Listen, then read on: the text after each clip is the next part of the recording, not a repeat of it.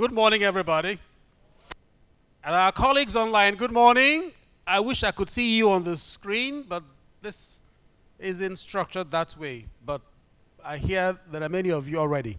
I don't have the data, the statistics, but who does? How many are online already? So we acknowledge them.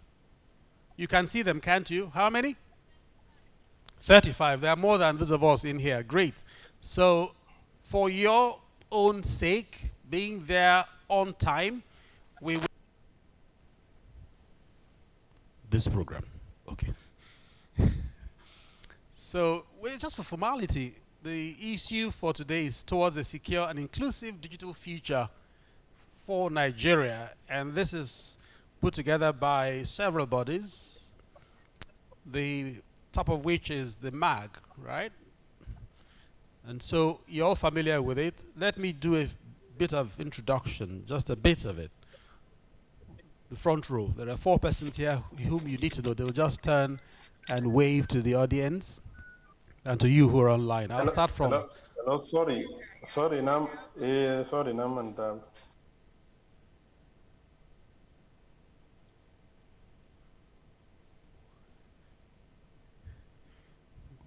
What was that?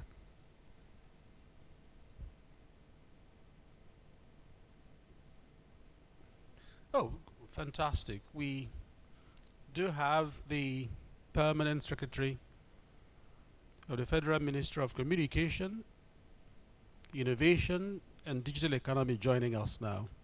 Good morning, sir. Would you please applaud him, ladies and gentlemen?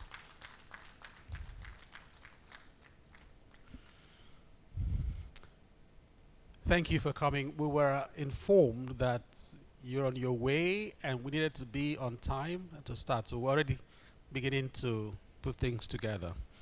So I would proceed with the introduction. So it is my pleasure now, ladies and gentlemen, and our colleagues online, to introduce formally the special guest at this time, at this moment, the most high-ranking government official at this Internet Governance Forum,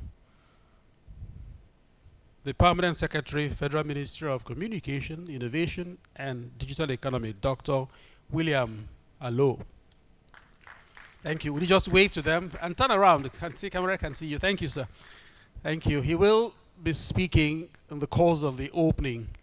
And next to him is actually the fine gentleman under whose belt a lot of work has been done for this program. It will be his duty to welcome you formally to this occasion.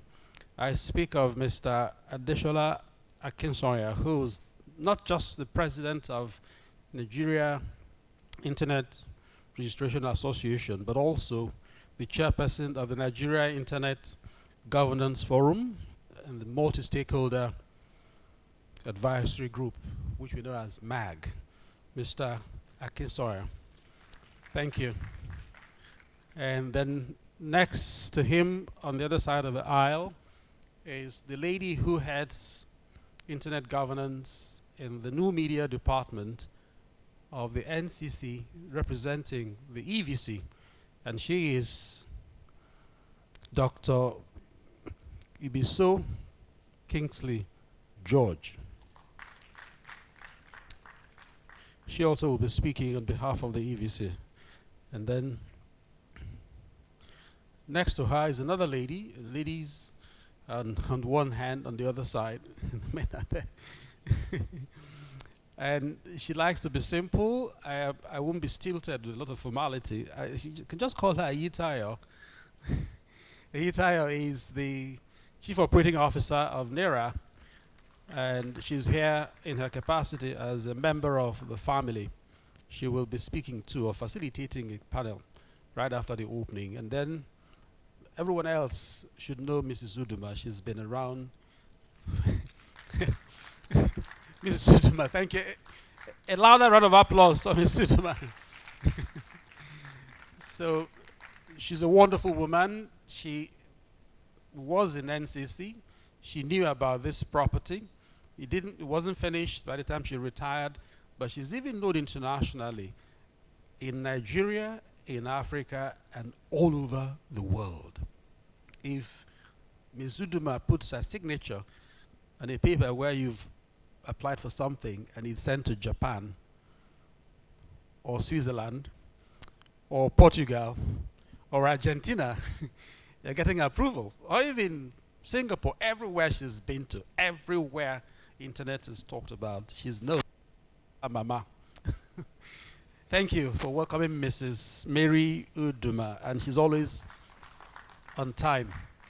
So I will spare you any more of the protocols and go straight to business. I didn't formally welcome you. It isn't my responsibility. Akisoya will come forward and discharge his burden. And I applaud a second time for him.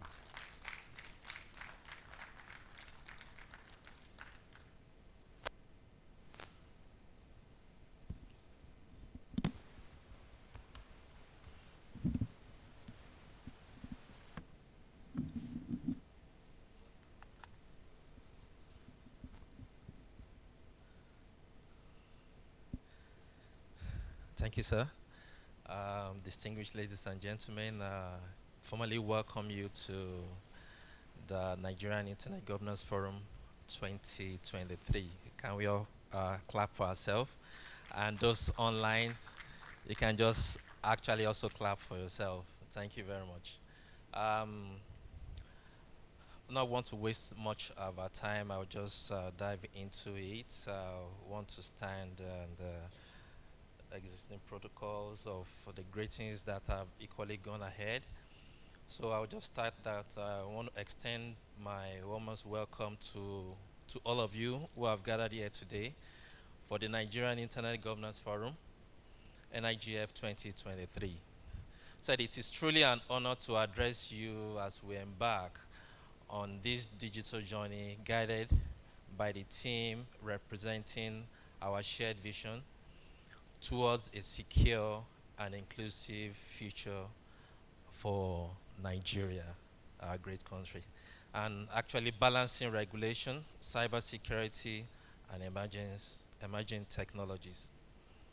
As we are all here as experienced professionals and enthusiasts of the digital landscape, we are acutely aware of the ever-evolving nature of technology.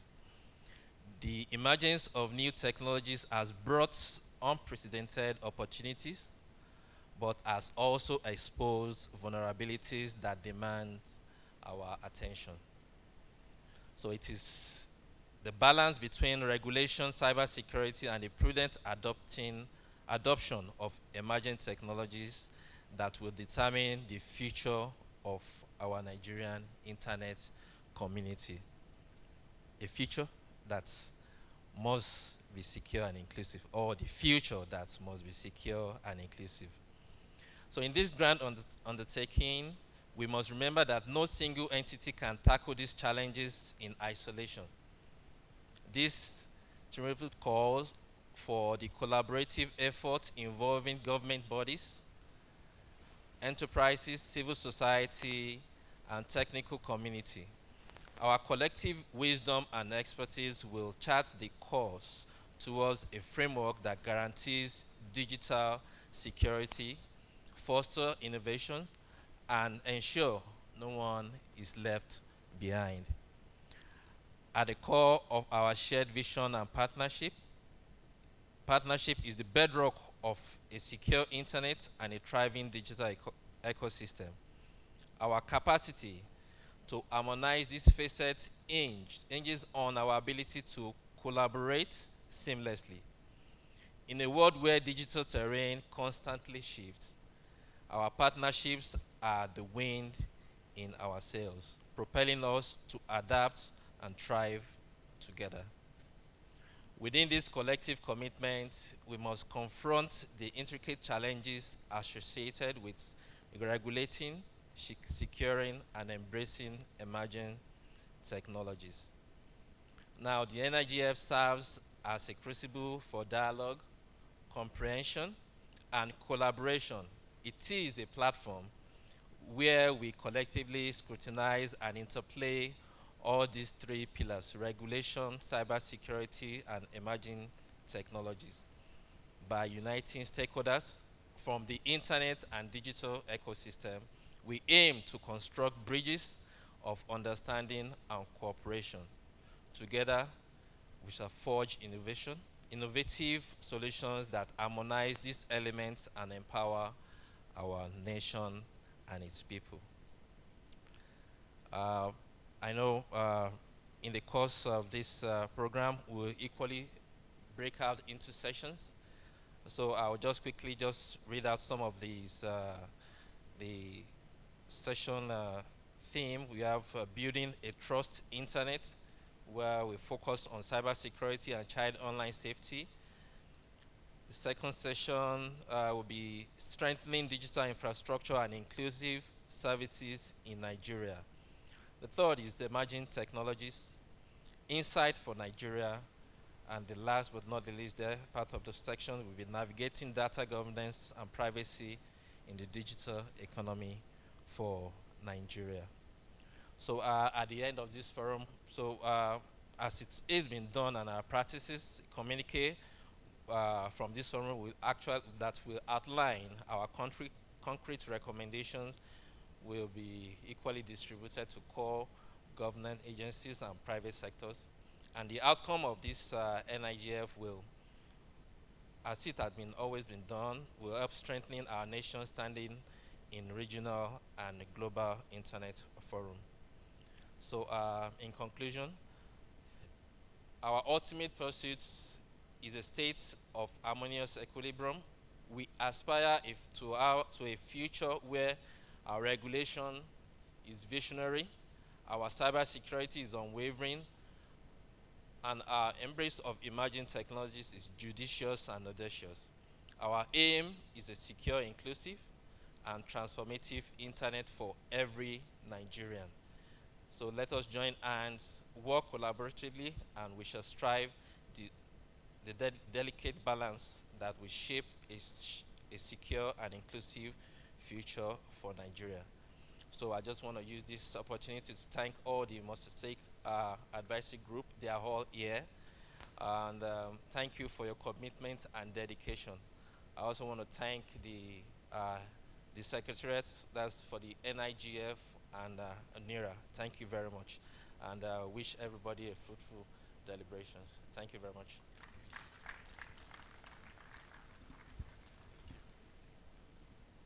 Okay, many thanks to Mr.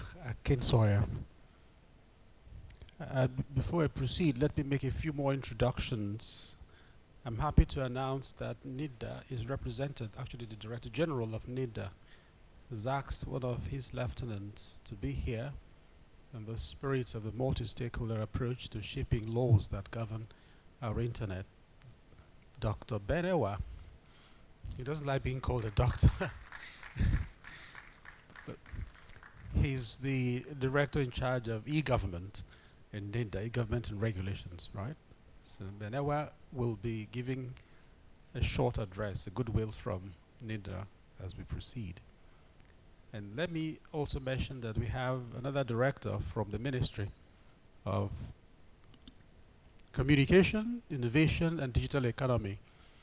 Again, Dr. Samuel Okoye, the director in charge of ICT. Thank you. I'm trying to spot any new persons that have a role to play.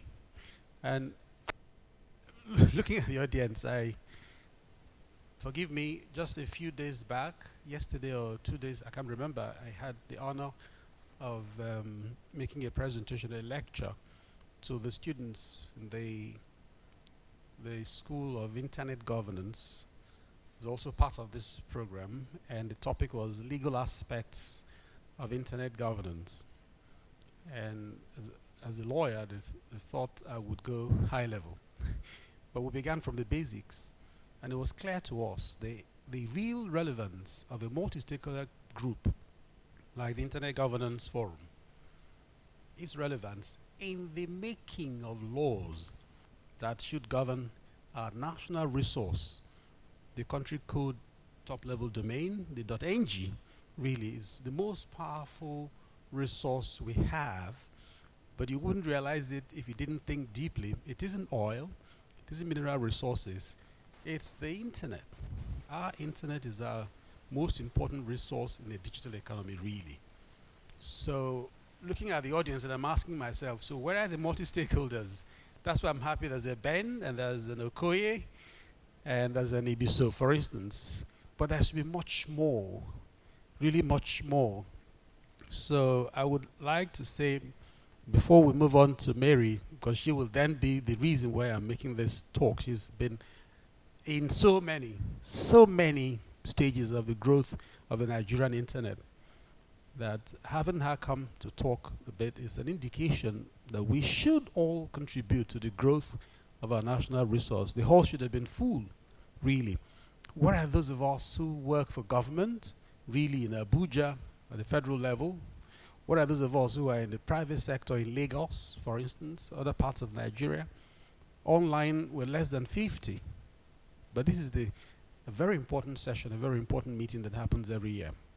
So going forward, we need to devise means to get more persons to get interested in how to develop and govern this resource that has seen us grow many millionaires in dollars, billionaires in naira, just from using the internet. It's such a powerful resource. On that note, I will ask Leave to move on with the first keynote, not keynote, goodwill message from Mary Uduma. She's said it all. I'll ask her to speak to you. How many minutes do you want to speak, ma'am? Okay, she asks for 1 minute. I'll offer her 2. Thank you. And thank you for applauding her.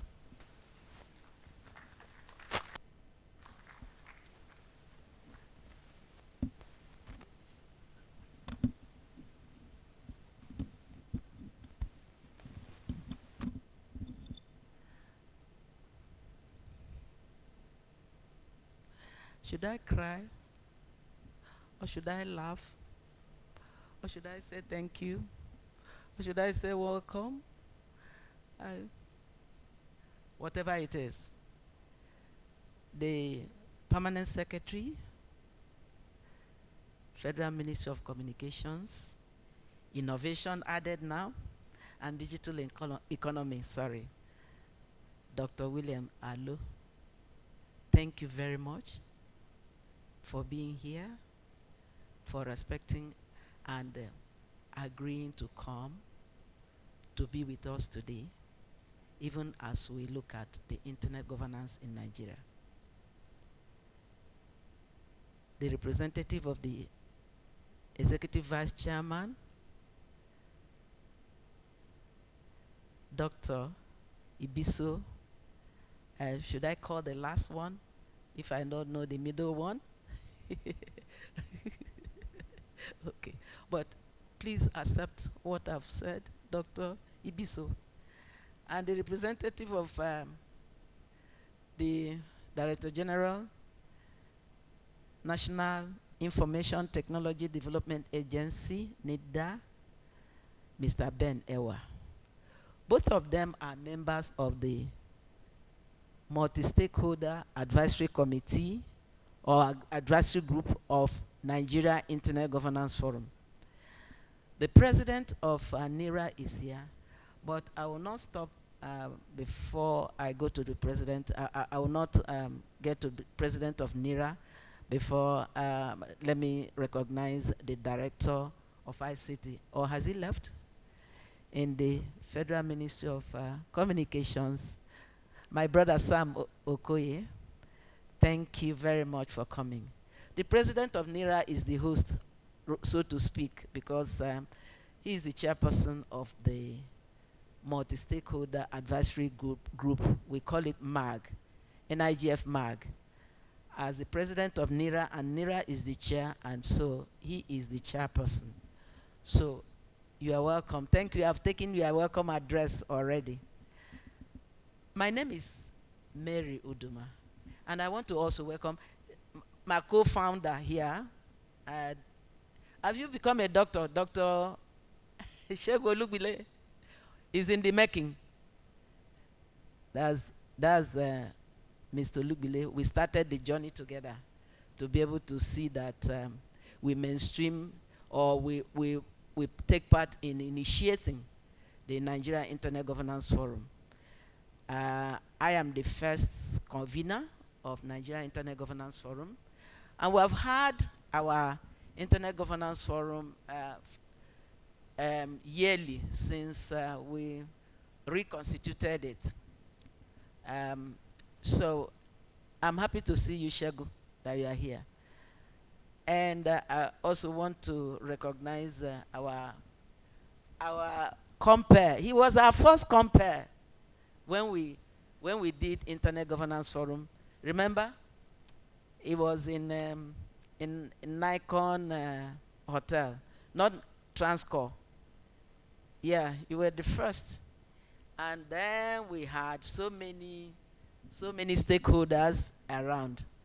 We have been here for a very long time, and since 2013, I think it's 2013 we started, 2013, because 2012 we started.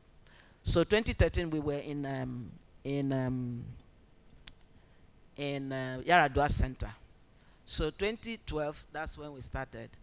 And you know, this hall is very, very intimidating. If we had a smaller hall, it wouldn't have been like this. But this big hall is intimidating, and also is somehow out of town. I mean, the venue is a little bit out of town. No fuel, no palliatives, nothing to bring people. You have to pay at least 1,000 naira to get to this point, to get to this place. But in any case, we're expecting people will continue to join us as we continue. And as I said, my name is Mary Uduma, the first convener of Nigeria Internet Governance Forum.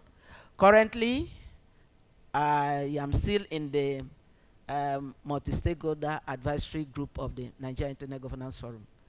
I am also the coordinator of the West Africa Internet Governance Forum. We held our forum in May, in Abidjan, Côte d'Ivoire this year. I'm also part of the Africa Internet Governance Forum. I'm part of the Global Internet Governance Forum. Is that of interest? The interest is what? My people in Africa, my people in West Africa, my people in Nigeria need to be part of the discussions wherever Internet Governance Forum is, discussion is done or debate is done. So that is my interest, and that's why I get involved. I am the grandmother of Internet governance in Africa, because my grandson will soon be in Digitest, which is a program that is run in Nigeria, and that program looks at children getting to know ICT on time. My son, my own son, or sons were part of the first members or first campers during the digital when it was formed. And now my grandson will soon be there, because he will be 8 next year. So he will be part of it. And the one that is 10 will be part of it as well next year. And so I am not wrong to say I'm the grandmother. But that notwithstanding, I just want to, it's time. Okay, it's 5 minutes. I'm glad to be invited to be here.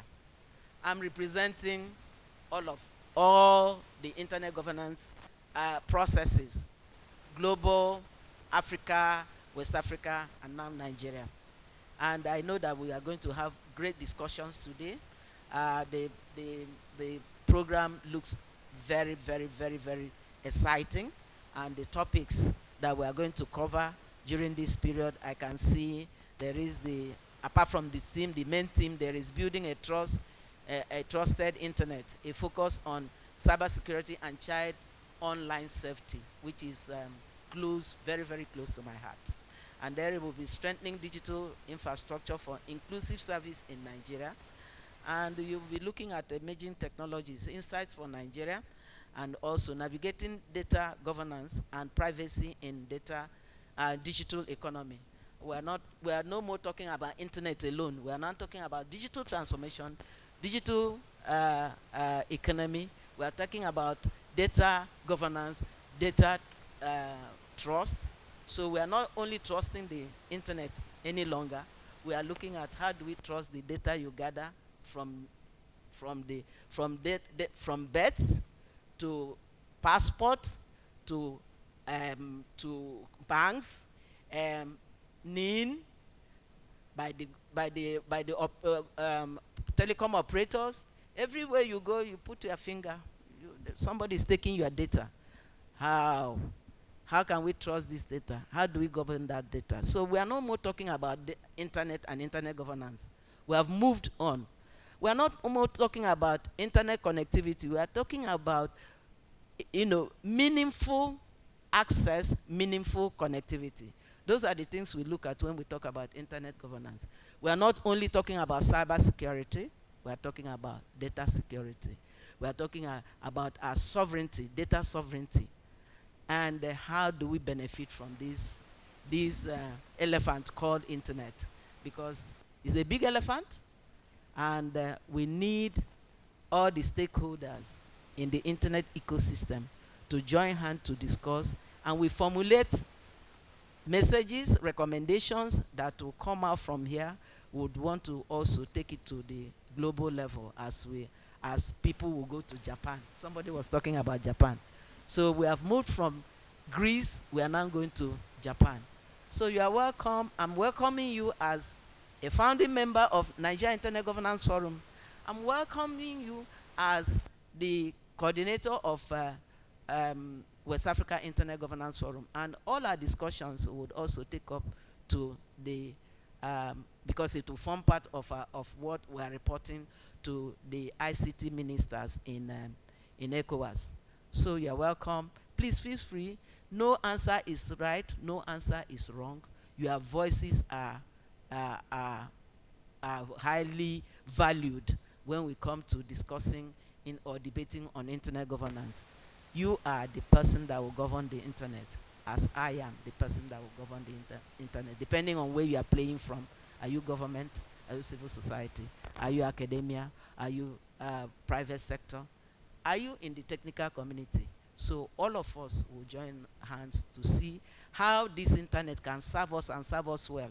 I know we have problem with some have problem with social media, but the disinformation and misinformation will not allow us to throw away the baby and the bathwater. Please feel free, discuss. Let's come up with actionable and concrete recommendations that will share amongst our stakeholders in the digital ecosystem.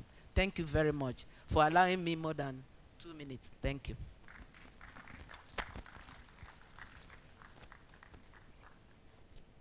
She spoke for exactly 2 minutes. So a round of applause for her again. And well, I love to listen to her, so she goes granular and gives you the context, everything. She just is herself an encyclopedia of Nigeria's internet. Thank you again, ma'am. And the sub-theme is about regulation, balancing regulation, cybersecurity, and emerging technologies. I like to say that NIDA is well positioned for these kinds of topics. And NIDA has a goodwill to deliver to you. And I would make a bold statement, I've made it in many fora, that NIDA is actually, in my opinion, the most important agency that government ever created in Nigeria. I believe it strongly, but I won't speak more about it. But Ben Ewa, in the goodwill from NIDA, might highlight some of those things that make NIDA special. Please applaud Ben as he comes to the podium.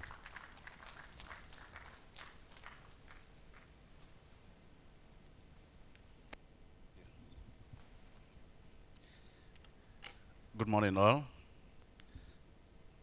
Now that the genealogy of the Nigerian internet has been established by Mrs. Oduma, you can guess where I fall in. Maybe the son of the internet? A grandson? Okay. So much has been said about the structure of the governance of the internet in Nigeria. You know, multi-stakeholder advisory group is a demonstration of how different stakeholders, different with common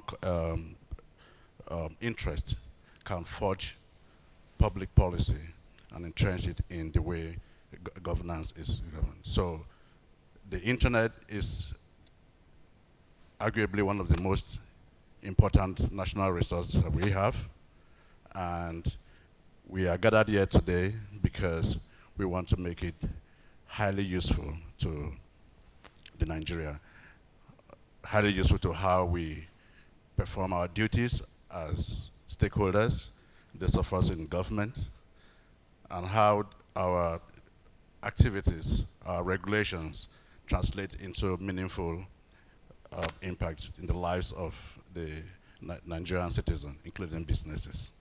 So we are delighted to have you all here. Special appreciation to the Permanent Secretary, who has graced this occasion and sitting patiently, to listen to us.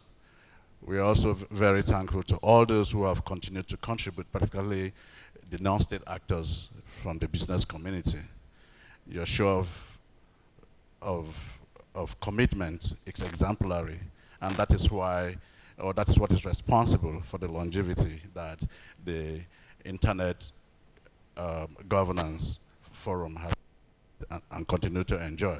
So on behalf of my boss, by the way, before I came here, I asked ChatGPT to tell me how to speak like Kashifu.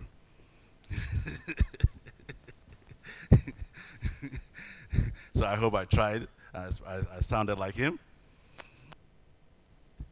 On behalf of my boss and all of us at NIDA, we wish us a very successful and productive deliberation. Thank you very much.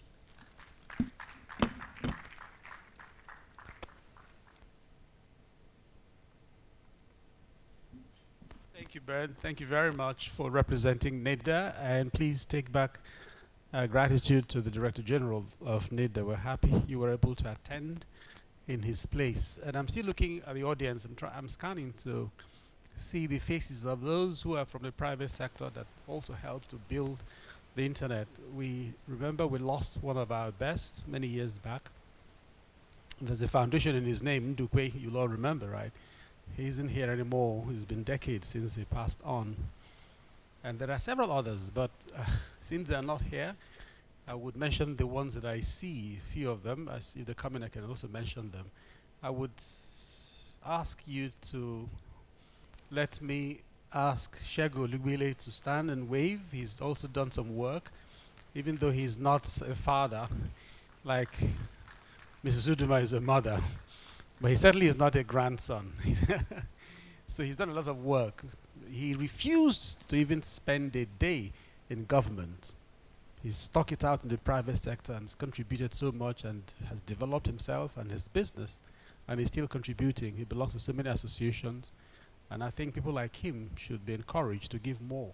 Still, this is a balanced platform. Government and private sector are parties to this process.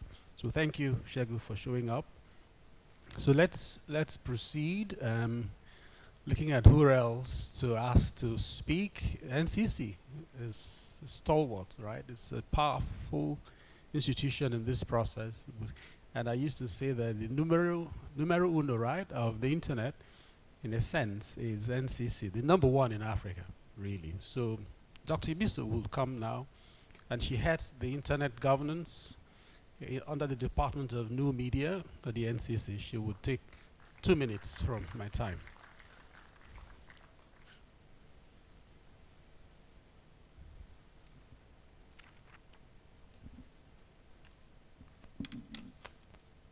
Good morning, everybody. On behalf of the Executive Vice Chairman, Nigerian Communications Commission, I'd like to, Professor Umar Garba Dambata, I'd like to read his goodwill message to us today. The Permanent Secretary, Federal Ministry of Communications, Innovations and Digital Economy, Dr. William Zalo, the representative of the Director General, National Information Technology Development Agency, Dr. Ewa. Director ICT, Federal Ministry of Communications, Innovation and Digital Economy, Mr. Samuel Okoye. The President, NIDA, Mr.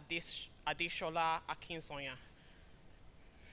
Sorry, the President, NIRA, Nigerian Internet Registration Association, Mr. Adeshola Akinsonya. On behalf of the EVC, distinguished guests, ladies and gentlemen, a warm welcome to the 12th edition of the Nigeria Internet Governance Forum under the theme, Towards a Secure and Inclusive Digital Future for Nigeria. In a country where digital technologies continue to play an increasing role in shaping our socio-economic lives, it is more important than ever that we come together to discuss the trends, challenges, and opportunities ahead. Over the past few years, Nigeria has achieved considerable progress in developing its digital landscape. However, as we celebrate these achievements, we must recognize the new challenges that have emerged and continue to impact our digital ecosystem, including cybersecurity threats, data privacy concerns, and the need to bridge the digital divide. Against this backdrop, I am delighted to say that this forum presents a milestone for the Nigerian Communications Commission, where we, through strategic regulation, have facilitated an environment that encourages innovation. Innovation stands as a pivotal force in paving the way towards a secure and inclusive digital future for Nigeria. New cutting-edge solutions can bridge the digital divide by making affordable, accessible, and reliable internet connectivity available to all, even in remote areas. Moreover, innovation can bolster cybersecurity efforts to safeguard Nigeria's digital infrastructure against emerging threats.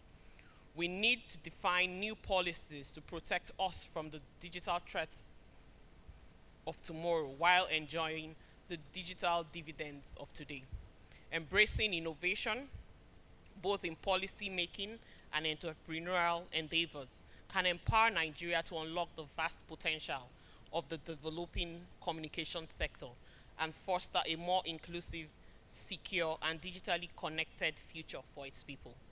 Our commitment to shaping a secure and inclusive digital future for Nigeria is demonstrated through our dedicated efforts to collaborate with various stakeholders, strengthen our cybersecurity landscape, and embrace emerging technologies. Indeed, we can confidently say our collaborative efforts have provided an enabling environment for all telecom operators by fostering competition, optimizing resource utilization, as well as ensuring good quality of service and quality of experience, which will ultimately benefit the overall economy. As we move forward, I urge everyone to take advantage of this forum to discuss these pertinent issues further, with the hope that we can collectively establish a secure and inclusive digital future for all Nigerians. By working together, we can ensure that every Nigerian citizen, irrespective of their geographical location, benefits from digital technologies and is empowered to take full advantage of the opportunities they offer. Once again, a warm welcome to you all, and I look forward to the productive and engaging discussions that lie ahead. Thank you.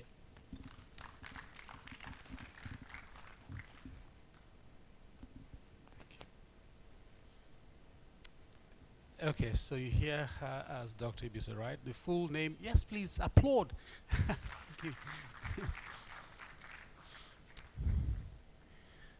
She's actually Kingsley George, the full name, right? So just that I have a habit of first names. I don't know when I always say Mary, forgetting that she's a grandmother, right?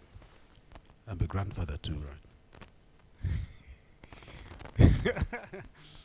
Anyway, thank you, ma'am, for the excellent delivery. And please let the EVC know that we're grateful. He's hosting us, and then he'll also let you come to be with us. We thank the NCC especially, just as we thank NIDER also. the two most powerful agencies in the sector. So we will now listen to what is really an important presentation, even if you call it a goodwill. He doesn't speak often, but today he will stay back and be at a panel. So I'm debating in my mind what really to say about the PermSec. I'm tempted to say he will do much more than he's agreed to do, but common sense says let him decide.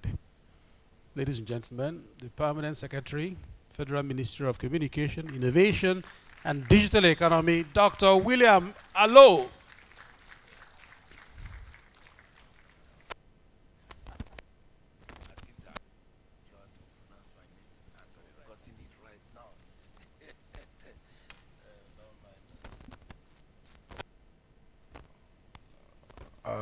The chairman of the Internet Governance Forum, my dear friend Akisanya, the Mother General of Internet, the first convener, the coordinator, the grandmother of Internet. I refer to you,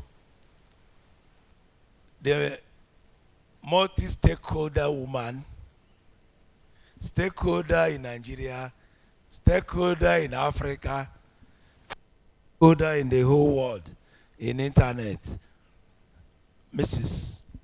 Mary Uduma.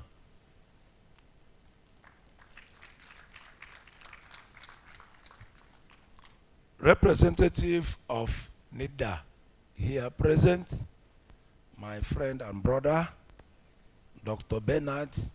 Some say Ewa, some say Ewan, but in all, I know him as Dr. Bernard Ewa, and a representative, not just a representative, but somebody who was able to speak like his boss.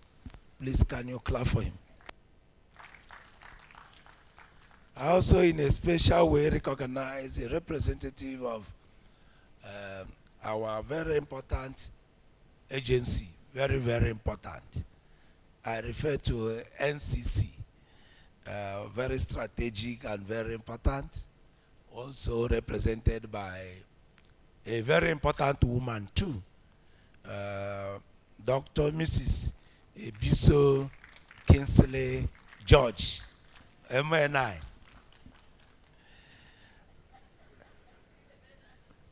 Also, I will not forget myself.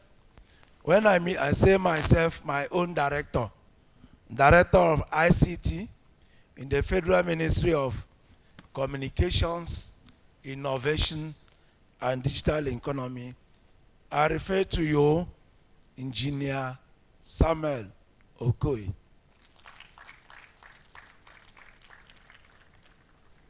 Before I model protocol, I think it is safer for me. Let me align myself with the already established protocol from the able, versatile, experienced barrister and MC of this occasion, Abonta General. We were cracking jokes the other time. He had it difficult to pronounce my name correctly, and luckily enough today, he was able to get it. So please clap for him for that. So it is my honor to make this goodwill message. When the MC was saying, he said whether it's a speech, a goodwill message. Still a goodwill message. It's not a speech, but a goodwill message. So it is my honor to make this goodwill message at this occasion on the 2023 Internet Governance Forum organized by the NIGF multi-stakeholder advisory group comprising of stakeholders from the Federal Ministry of Communications, Innovations and Digital Economy, National Information Technology Development Agency, NIDA, Nigeria Communications Commission, NCC, Nigeria Internet Registration Association, NIRA, Internet Society of Nigeria, Digital Sense Africa, in collaboration with other stakeholders. As I said before, the first governor has been doing much, and I have not forgotten your effort, Ma. Even yesterday you were in my office. I know how passionate and committed you have been in this struggle to have a very safe internet governance forum. On behalf of the Ministry and its agencies, I would like to sincerely congratulate the chairperson, Nigeria Internet Governance Forum, multi-stakeholder advisory group, and other partners and stakeholders for undertaking this laudable initiative to gather all the relevant stakeholders under one roof with the team towards a secure and inclusive digital future for Nigeria, balancing regulation, cybersecurity, and emerging technologies.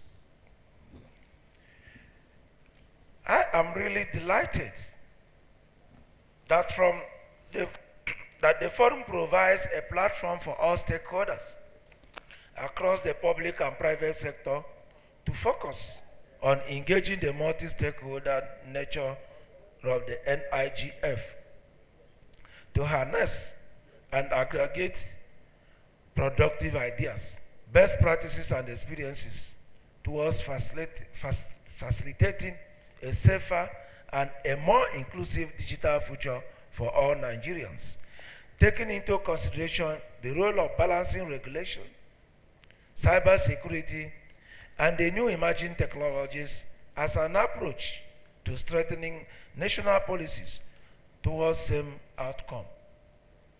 I believe that this forum will generate new ideas, innovations, and strategies to address the setbacks. Our ministry is poised to ensure that everyone has the opportunity to benefit from the digital revolution and transformation going on right now. We will reposition to promote universal and meaningful connectivity by partnering with the private sector to develop and deploy technologies and services, use digital technologies to improve public services, and promote digital inclusion. As you are aware, a lot of digital revolution and transformation has been going on with the Federal Ministry of Innovations, Federal Ministry of Communications, Innovations, and Digital Economy being at the driver's seat as the government agency that is championing this struggle for digital inclusiveness in this country. I'm particularly happy that the outcome of this forum will further facilitate and build consensus on actionable recommendations for the nation's internet ecosystem. Let us commit ourselves to involving workable strategies through a well-articulated plan for working out a sustainable, secure, and inclusive digital future for Nigeria. Actually, my honorable minister would have been here in person. If he had been around, he's outside the country right now. But to show how passionate he is, he gave me words that when I come here, I should inform all of you that he is ready to partner with the private sector, that he is committed to make sure that Nigeria comes first, not just in Africa, but in the world, as far as digital transformation and inclusiveness is concerned. So, and I think he's a man I know very well. And I want to assure you that as far as digital inclusiveness, connectivity is concerned, the right man is on the right position to drive the process.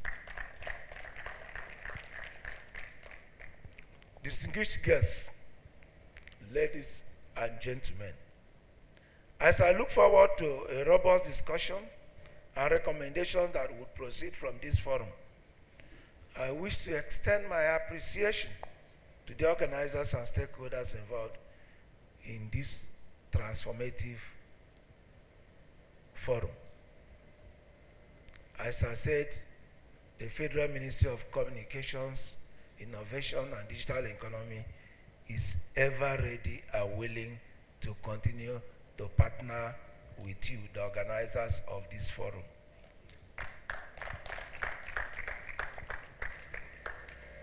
Thank you for listening, and may God bless all of us and our country, Nigeria.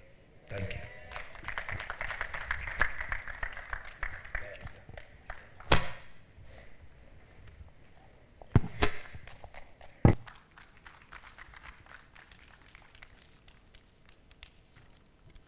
Okay, thank you, ladies and gentlemen, for applauding the Permanent Secretary a second time. He's been forthright in his presentation. We thank him for speaking that way and also mentioning the passion of the Honorable Minister.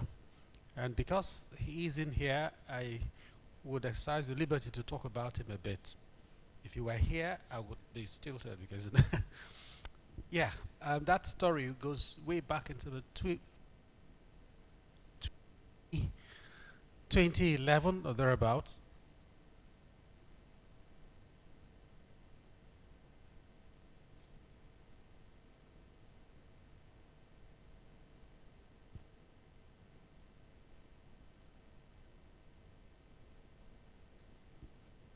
So I was talking about when the federal government, the minister at the time, had signed the performance bond. And I wouldn't mention which minister. If you can think back who was Minister of Communication in 2011, you would know who I'm talking about. So we were going to deliver on our own mandate. And part of it was to have to build the government first owned innovation hub. And we started. And I wasn't very forthright. I wasn't coming forth to build. I didn't quite think government should run an innovation hub. At that time I was a bit hot-headed. I was in service full-time, but I was speaking very boldly and said, why don't you take all that money and set some standards and fund innovation hubs who meet those standards to then develop and more. And that was my argument. But we built it. It fell on me to then become the implementation team chair. So I ended up building a hub in Lagos and in Calabar. But the one in Lagos was just next door to CC Hub. And we had the whole building. The CC Hub had just a floor across. So I used to walk over and talk with people in CC Hub, Bosu for instance, and that time he was a younger person. Anyway, I'll cut it short. What really happened over time is then what became what today you know as Yabacon. Is that a strange word? Okay, so we have a Silicon Valley we call Yabacon, right, in Nigeria. Okay, so it emerged from the work of people like the current Minister of Communication, right? Even there was just one floor in a building, and they ended up taking over the iHub in Kenya and buying property also in Rwanda, and there are now international. Just one small floor as they started next door to Nida. this mic is always failing, but it's a battery, I guess. So, so to his credit, we today have what we know as Yabacon, Nigeria Silicon Valley, that has emerged. I won't talk about in detail of whoever supported it, the fiber optic companies that laid fiber across and made all that happen.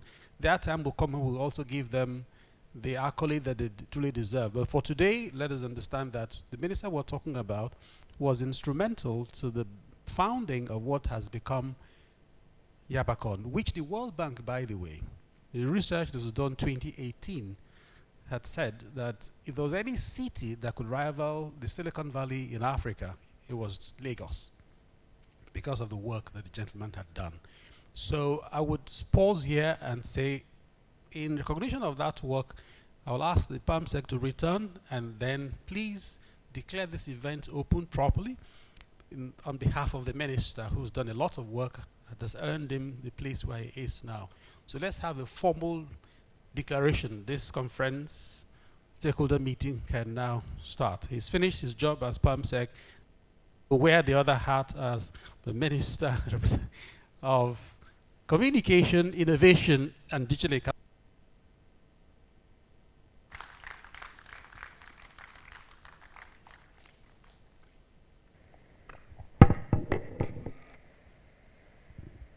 Thank you once more, the able MC. When I was speaking here shortly, I made you to know that my honorable minister is the man appointed to the right position because of what he's achieved in the ecosystem, what he has achieved in digitalization, what he has achieved in ICT. I think his name is ringing bell as far as digitalization is concerned. I was in Kigali, and when I went to his ops, I was surprised. Yes, this is the kind of thing Nigerians can go to another country and bring their own money to our own country.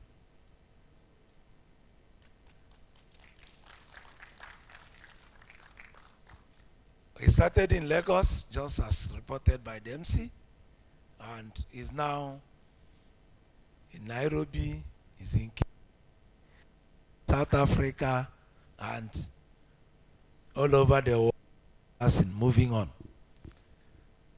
So, I wish he was here in person, because this is his one of the things he knows how to do very well. That is to give you words and tell you the secret on how he succeeded in this area. But that notwithstanding, since he cannot divide himself into two, he's outside the country right now, let me try to wear shoes as far as this occasion is concerned. On this note, on behalf of the Honorable Minister, Communications, Innovation and Digital Economy, my own dear boss, Dr. Bosun Tijani, I hereby declare this very important gathering open for the glory of God. Thank you. Sustain the applause for a while. Sustain the applause for a while. Thank you. Thank you.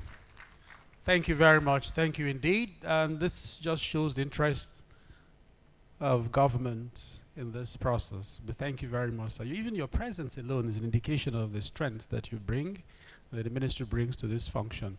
Thank you. We appreciate it. Now we can truly move, knowing that we have all our agencies and the head of those agencies and so what we're here to do today. So that's it. If this brings to a close the opening session. We will move shortly to the panel, but let's again thank you appropriately. Again, it won't be my duty to give a vote of thanks. The president of the Internet Society, ISOC, is online and we'll stream him now to give a vote of thanks. I would ask you to applaud Kunle Olorodare, President ISOC. Oh, there he is. All right. Thank you. Thank you very much. Good. Our moderator, Barrister Kemabunta Inye. As a matter of fact, he is one of faculty members for this year Nigerian School on Internet Governance, and I know him very well. He's a wonderful man. So without wasting time, I will go to the job that has been given to me, and it's a very simple one, and that is to give the vote of thanks. And I want to stand on the existing protocol, and at the same time, I would like our Honorable Minister for Communication, Innovations, and Digital Economy, and that is no other person than Dr. Olatunbosun Tijani, in absentia. Thank you very much, sir. We appreciate you. And I will go to the next person, and that is no other person than our permanent secretary. I've listened to him with rapt attention this morning, and I was excited with what I've heard from him. And that is a person of Dr. William Allo from the Ministry of Communications, Innovation, and Digital Economy. And the next person I want to appreciate is the Chief Executive Officer and the Executive Vice Chairman of Nigerian Communications Commission, and that is Professor Umar Gaba Dambata, FNSC, FNI Triple, and he is ably represented by the head of Internet Governance from the same commission, that is Nigerian Communications Commission, and that is no other person than Dr. Ibiso Kingsley George. Thank you very much, ma'am. And the next person I want to appreciate is the Chief Executive Officer of NITDA, Mr. Kashifu Inuwa Abdullahi, who is ably represented here by Dr. Ben Ewa, my very good friend. Thank you, sir. We appreciate you. And the next person that I want to recognize and appreciate is the director from Ministry of Communication, Innovation, and Digital Economy, and that is no other person than Engineer Samuel Okoye. I think I should be hearing round of applauses for all these eminent personalities that I'm appreciating. Both online, I want to hear digital clap, and even on site, I want to hear the clap, please. Please clap for them. These are important personalities. And the next person, well, that is not a person, but a group of persons, so to say, and that's the tech communities. We appreciate them. I can see a couple of them online, and I believe that some of them are on site too. And of course, our business community in the internet governance space, we appreciate you. We appreciate your presence. Please let the round of applause increase. Let's jam our hands together. All right, and of course, my own, jurisdiction, that is the civil organization. I want to appreciate all the civil societies that are present here today to grace this occasion. We appreciate you and we thank you. And of course, please, ladies and gentlemen, join me to appreciate the cohort for the 2023 Nigerian School on Internet Governance. And as a matter of fact, I can see a lot of them online, and of course, this is part of their practicum. And I know that some of them are on sites too. So please, let's appreciate them. These are fellows of Nigerian School on Internet Governance, class of 2023. And the last but not the least, I want to appreciate everybody who has made it a point of duty to attend this. We appreciate you. We thank you very much. And of course, the last person, of course, the host, so I have to thank him, you know, as the last person on the list, but that doesn't mean he's the least. In fact, he's our host, and I call him my president. And that is no other person than the president of NERA, who doubles as the chairman of Multi-Stakeholder Advisory Group of Nigerian Internet Governance Forum, and that is Mr. Adeshola Akinsanya, my president. Thank you very much. Thank you, thank you. Over to you, Mr. Moderator, the learned one, Barrister Kemabunta Iye. Thank you. Thank you, Kunle.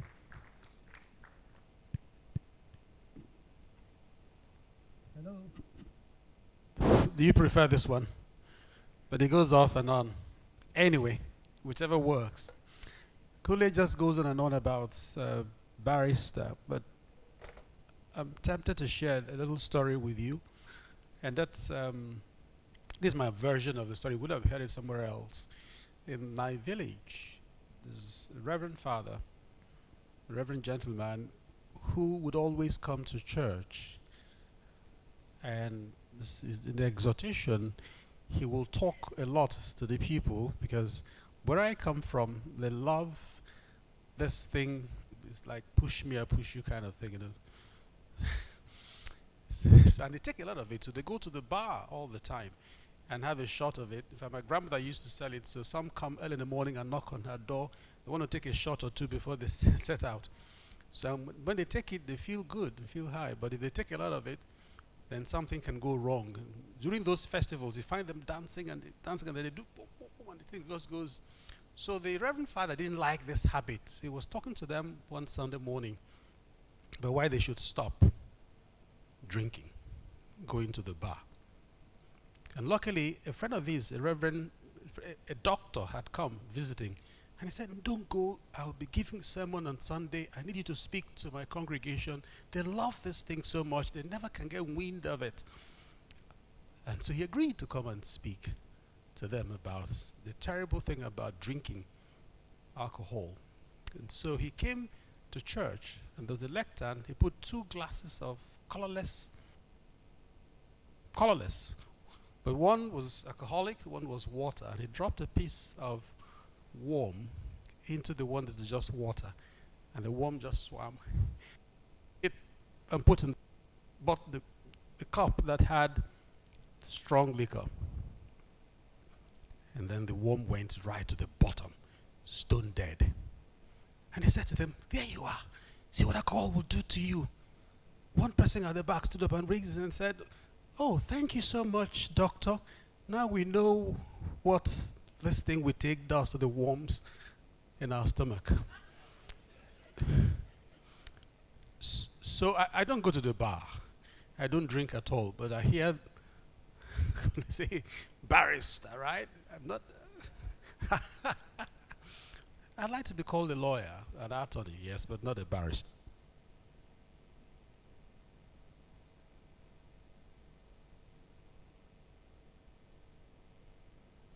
Okay, did you want to go for tea, breakfast? Shouldn't we take the panel first? The panel is been set already, so we're moving.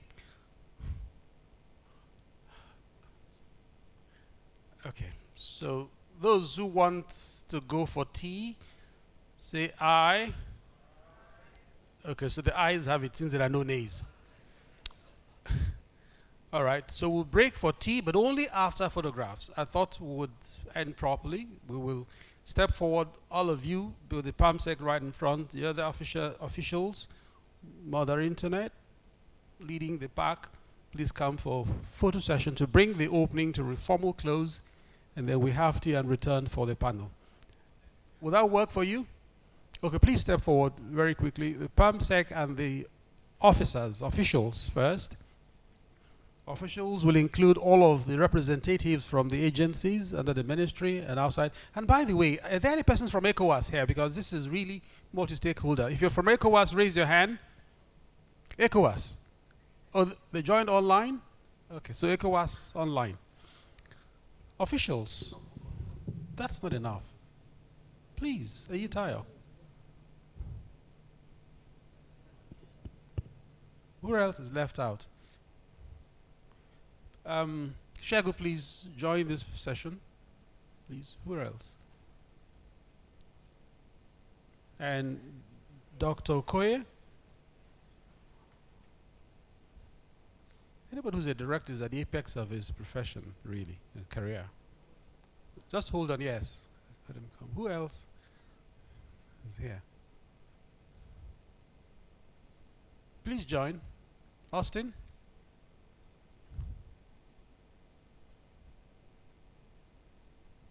I'm scanning to see. Okay, over there, Austin, why don't you let the lady be protected? Austin, go to the right. Who? Me? I don't do endorsement for free.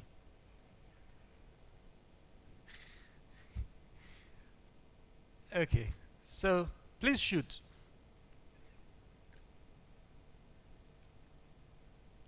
All right. Thank you very much. That's it. Thank you. So, and this brings to a close the opening ceremony. We'll have tea for just 15 minutes and we'll return to kick off the panel, which is plenary for us at this time. Thank you very much, ladies and gentlemen. We thank the PAMSEC and all of you who've been wonderful. And we will announce this break right now for 15 minutes and we'll return. Thank you. The keynote speaker for this program will be talking to us online, and he is Mr. Abdul Hakim Ajijola, also a very distinguished member of the industry. And he's international. At the moment, he heads the African Union Cybersecurity Expert Group. And they do a lot of work, a lot of collaboration, really, in cybersecurity. And he's the best fit at this time to speak on the issue of the intersection of cybersecurity, emerging technologies, and then regulation. So we will be listening to him in the course of the session, but the actual moderator for the program is Dr. Ayitayo in your team. Could you please come over and take your seat either at this spot or over there? And I'll keep this story short, but there was a call. There's a story told to me by a gentleman who used to work in Total. Total is an oil company, and I did some work for their organization, Society of Petroleum Engineers, some years back. I wouldn't mention his name, but the story would make some sense. So a call came through, and the person calling on the line said, when the receiver was picked up, hello, he said, can I speak to doctor? And then the person at the other end who received the call said, which doctor? And the caller said, no, not the witch doctor. Can I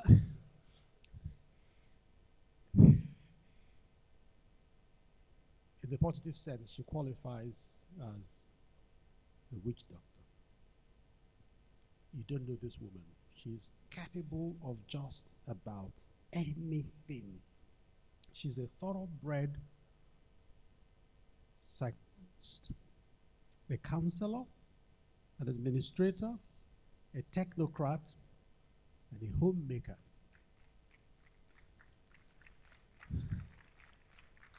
She's got many parts, and she's got a career and a lifetime in oil and gas. True or false? So in this lifetime, the present lifetime, she's the witch doctor of this session on regulation. And she also helps to run NERA. And she does an enormous amount of work at NERA. Even when she's ill, she's coming to work. I know so. And when she can't physically move, she's working at home. And I can call her line. She says, I didn't go to work today, but I have to travel tomorrow, but I have to finish what's on my desk. At home? A desk at home? Oh my goodness. Anyway, that's whom we have to moderate the session. And I had asked to meet the panelists, her panelists. I haven't met all of them. I don't even know all of them, but I would ask for liberty to mention them if they're in the hall. That's a breach of some protocol in my profession, but forgive me for just calling the names out the way we have them. So, okay, so we'll have Karamuzi online. Elena Karamuzi is online, hopefully. We will have her intervene online. So, is anyone able to see her online? Let's know if she's ready. That's what I was calling you back for, because there's persons who are online who have a different timing from we.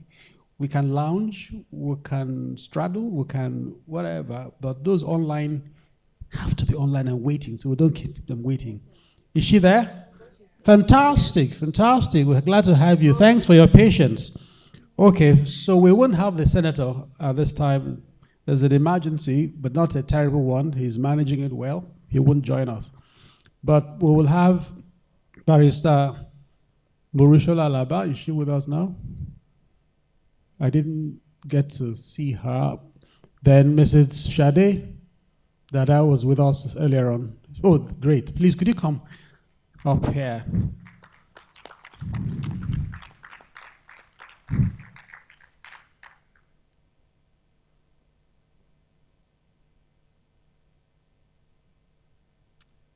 We were going to ask the permanent secretary to return, but his handlers didn't know he was going to be on the panel.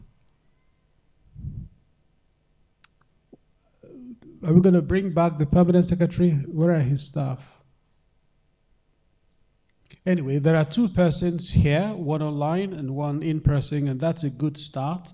So I would leave you now in the very, very able hands of Yitayo. She will then run the program her own way. Thank you very much. Thank you very You've got two persons, one online and one by your side. Excellent. 3 women. Wonderful. Thank you. Would you want that desk, Mike, or would you use mine? Because this is more convenient. Can you hear me clearly? Good. Yes, this works. Good. Good afternoon, everyone. I believe that a good place to start, and before I even start to try to summarize anything, is to listen to somebody I consider also a grandfather of the internet and my egbon, and these are people who have given so much of their time to the growth of internet and digital technology in Africa and globally. I met him first in Marrakesh, so that just tells you how global he is. So Egbon Abdul Hakim Ajijola sent his apologies, sent his recorded presentation weeks before now, and I'll just ask that we patiently listen to him, and then we'll take it from there, if that's okay. So can we watch the keynotes, please? Thank you, everybody.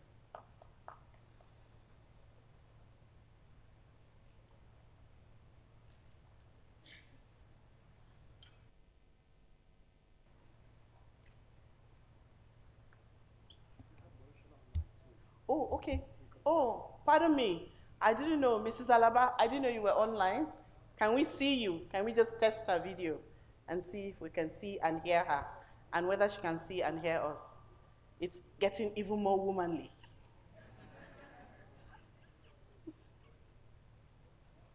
Awesome, great. We can see you clearly. Good. Can you hear us though? We can't hear her.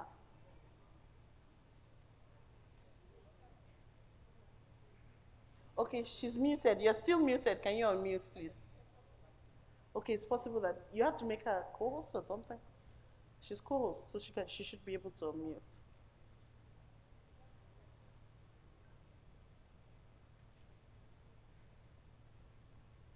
Please give us a minute, so just so we're sure that everybody can speak, and then we'll start.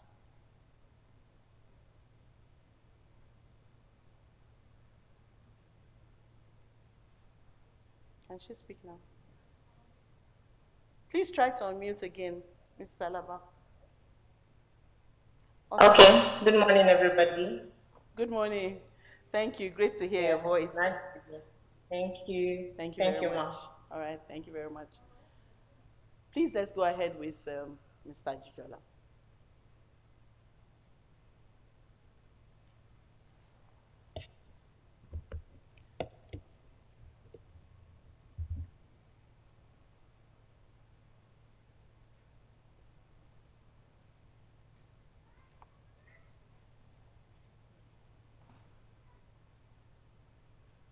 Is there a problem playing?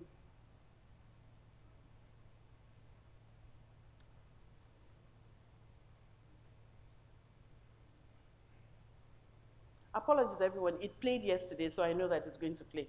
We tested it yesterday, so I mean, if I hadn't seen it, then but we played it yesterday. I know it's going to play now. Distinguished delegates, Awesome. esteemed experts, participants, and members of the press. Welcome to the high-level session of the Nigerian Internet Governance Forum 2023. Our purpose today is clear and resolute: to propel us towards a secure and inclusive digital future for Nigeria. As we delve into the heart of the theme, balancing regulation, cybersecurity, and emerging technologies, we must channel our expertise, conviction, and collaboration to steer our nation through the intricate waters of the digital age. Now, Nigeria's digital evolution is not a choice, but a mandate. We stand at a pivotal crossroads where the fusion of technology, regulation, and societal advancement offers unparalleled prospects and intricate challenges. It is within this juncture that we find ourselves entrusted with the sacred task of shaping our nation's digital destiny. In our interconnected world, cybersecurity is the bedrock upon which our just, prosperous, and sustainable digital future rests. The rising tide of cyber threats, particularly targeting our business, academic, government, and other servers, compels us to fortify our defenses. It is imperative that we prioritize cyber literacy for every individual, institution, and most crucially, our children. By nurturing a culture of cyber awareness, we lay the groundwork for trust to flourish within our digital ecosystem. Today, you are initiating a dialogue that examines these challenges and proposes inventive frameworks to curb emerging risks, fostering a realm of secure digital interactions. I am pleased to note that the National Board for Technical Education is currently developing a higher national diploma HND cybersecurity curriculum for Nigerian polytechnics, which is a major step towards developing sustainable indigenous technical capacity. Technology's transformational power is only truly realized when it serves all corners of our society. Nigeria's journey towards inclusive, sustainable growth and prosperity hinges on robust, accessible digital infrastructure that transcends barriers. Yet, we confront obstacles such as inadequate investment, security concerns, and infrastructure neglect.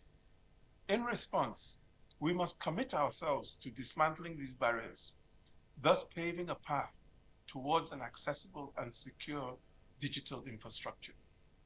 By harnessing its potentials, we empower every Nigerian to embrace the promise of the digital revolution. The emergence of technologies like artificial intelligence, quantum computing, 5G, blockchain, cryptocurrencies, IoT, robotics, and the metaverse present us with uncharted frontiers. Our strategic positioning in this dynamic landscape will determine whether we lead or merely follow. By harnessing these technologies, we can stimulate economic growth, ignite social progress, and enhance good governance. However, great potential bears great responsibility. Our collective wisdom will be tested as we navigate challenges in technology adoption, data privacy, security, regulation, and governance. Today, we must set forth on a mission to harness those innovations for the betterment of Nigeria and her people. In the era of data proliferation, we find ourselves at a crucial juncture. How do we harmonize data's utility with the sanctity of individual privacy? As we delve into the intricacies of data governance, we uncover a delicate balancing act. How do we leverage data for growth while safeguarding the rights of our citizens?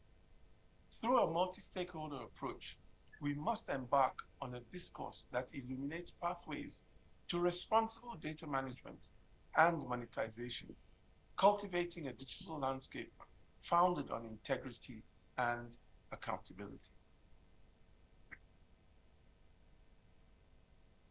As we move forward in our journey, the call to action resounds with unwavering urgency. First and foremost, we need collaboration. We must unite government bodies, private enterprises, civil society, academia, and our citizens to amplify our collective impact. We need education. We must prioritize cybersecurity education, empowering citizens, especially children, to navigate the digital realm responsibly. We also need inclusive infrastructure. We must champion policies that bridge divides, enabling digital progress to reach every citizen. We must also innovate with integrity. We must harness emerging technologies while enacting agile regulatory frameworks that safeguard against risks. And one of these key frameworks is the creation of safe reporting spaces by our various regulators. We must also engage in multi-stakeholder governance. To do this, we must forge partnerships for data privacy, upholding the balance between data utilization and individual rights. And we must empower. We must nurture our youth, entrepreneurs, and innovators, catalyzing Nigeria's digital economy. And last but not least, we must take action. We must transform this discourse into action, each voice igniting change and shaping our digital future. As we embark on this transformative journey, let us carry forth our spirit of determination and collaboration. Let us champion a secure, inclusive, and prosperous digital future for Nigeria, where every citizen thrives in the digital age. The obstacles may be formidable, yet our resilience, intellect, and unity will propel us beyond limitations. As Nigerian leaders, you must ask yourself, will Nigeria suffer from technological disruption, or do we make Nigeria to be the global technological disruptor? The time for action is now. Let us rise together, shaping a collective digital destiny that resonates through generations yet unborn. Thank you for your attention. As they say in my hometown, Boyai Kario. Thank you.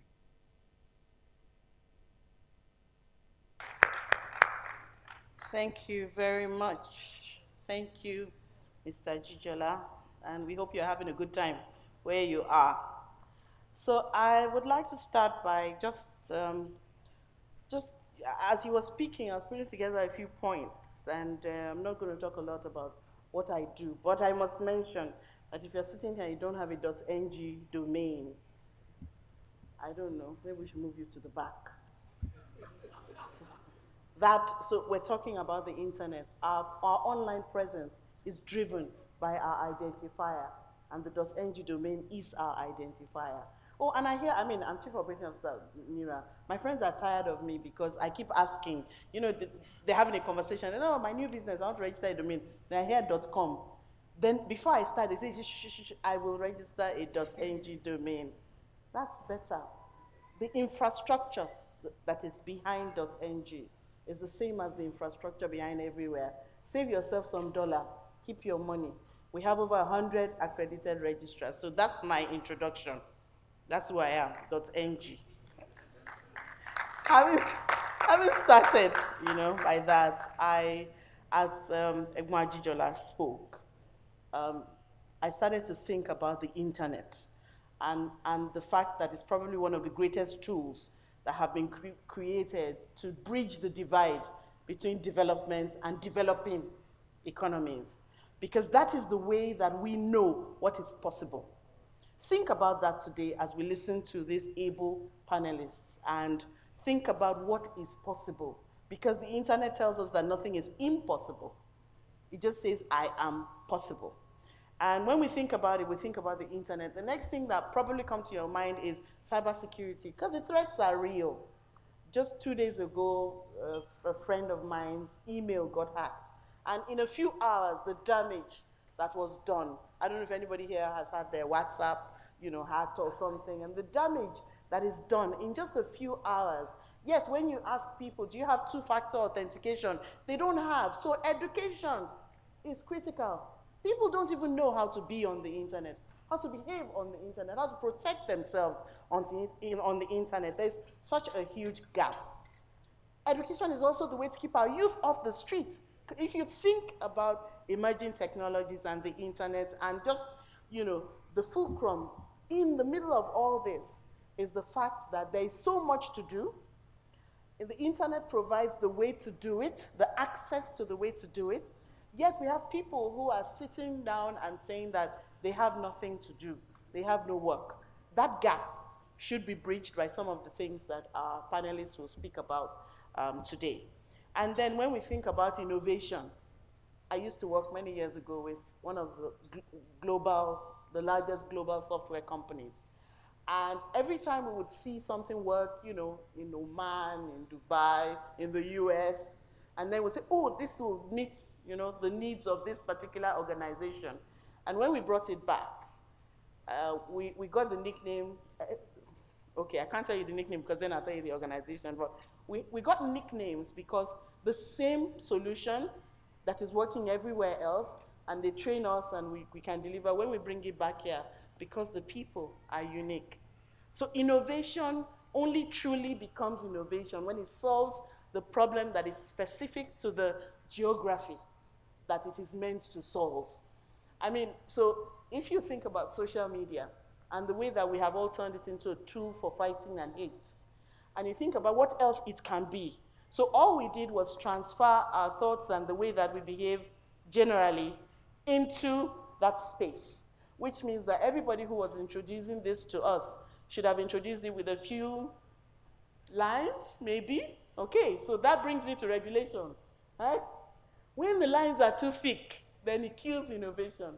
Because then if we talk about policy and we talk about government and we talk about driving policy, if the policies are not flexible enough to accommodate change, if they're not flexible enough to be driven locally, if they're not flexible enough to be adapted in my village, where only one network can give you internet access, then maybe we're not innovating well enough yet.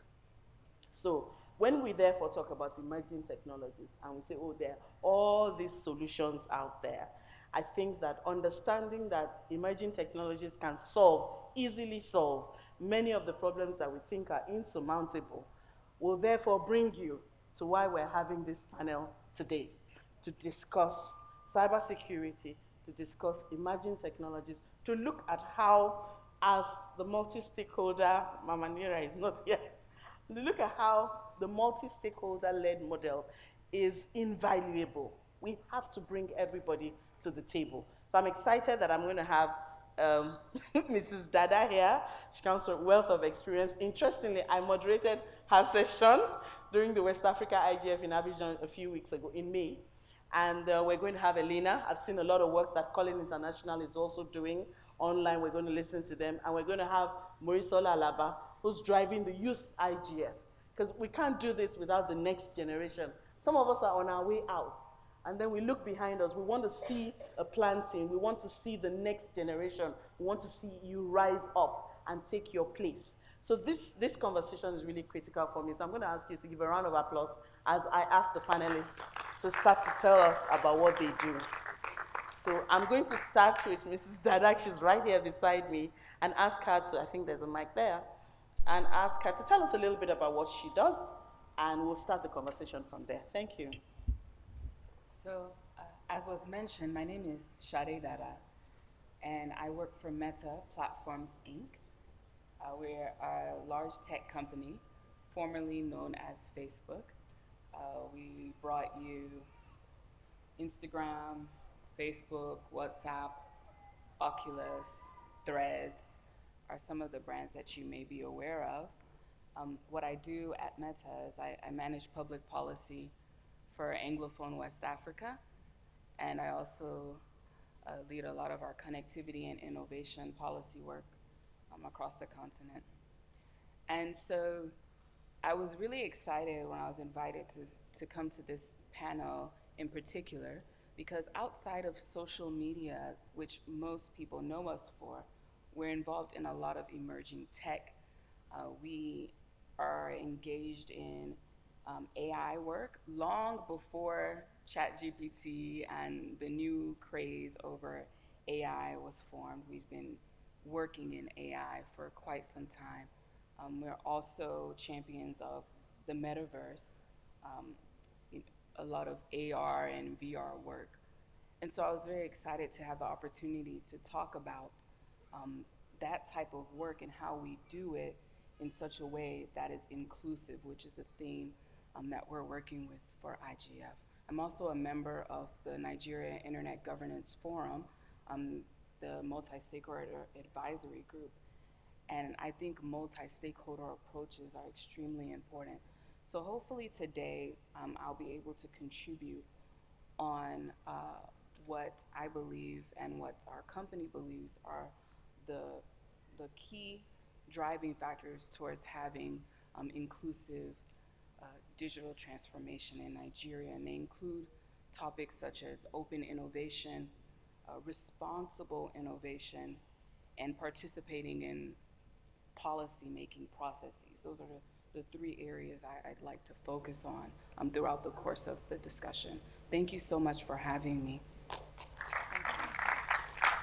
Thank you. Thank you. And Elena, she's online. Would you like to tell us a little bit about what you do and, why you're here, maybe? Yeah? Yes. What the panel means for you. Yes, thank you very much. I think from Brussels today. And I think this panel is quite interesting because Cullen International actually does regulatory monitoring. So we are regulatory experts, and I am the head of the global research at Cullen International. So this invitation is very meaningful for Cullen and also for me personally, because we are really interested in understanding how policies and regulations in the digital world interact and how they work and adapt to the specific context. So for me, this is also an opportunity to learn more about Nigeria and to understand the challenges that in any case I perceive as global, because similar challenges are observed in comparable countries that are like Nigeria, highly populated, but also with let's say some kind of gaps to be addressed and concerns regarding how to govern the internet world, and so this is where the regulation and perhaps the regulatory competencies of Cullen can contribute. So thank you very much for inviting me, and also I would like to add that I did a bit of homework before to prepare to this panel. So I had the idea to compare a little bit Nigeria with countries that present similarities, countries like Brazil, countries like Egypt or India and South Africa, for example. The agenda is very, very similar. So what is interesting to see is how different jurisdictions around the world are addressing global challenges of the online world. So thanks for inviting me, and I hope I may contribute well to this discussion. Very much, Elena. Thank you. So, Morisola? Good morning, everybody. Once again, thank you very much. It's great to be here. Actually, I am Marisola Alaba, the coordinator of the Nigerian Youth Internet Governance Forum.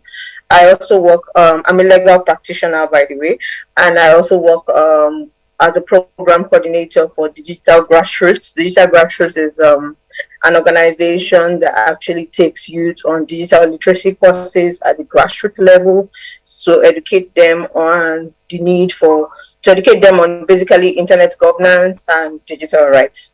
Thank you. It's great. It's nice to be here today. Thank you. Thank you very much. So, when I think about the conversations that we can have today, and I was just saying to Shade earlier that we can go, it can go really, there's no end to the conversations. I think that what I'd like to start from, and it's good that she's here, I'm going to start with her, because I want to ask about infrastructure. In your opinion, what do you think the state, the true state of digital? Now, when we talk about infrastructure, many people start to think about the big things. But now I'm just really looking at access. I mean, we have seen countries like Kenya, where mobile money, for example, has become like, you can't see the shilling any longer on the streets. And just in your experience, where are we in terms of infrastructure? And how do you think that governments can, therefore, what do you think can be done in terms of the policy framework from government to improve this infrastructure? So infrastructure is actually near and dear to me.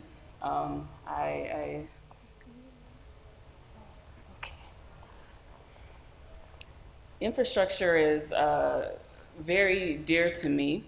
I started my career at the Federal Communications Commission in the United States, working on wireless infrastructure in particular. And what I have discovered. Just move forward a little. Move forward. So she doesn't have to tilt it. Yeah, that should do it. Thank you. What I've learned over the years is that there's the coverage issue.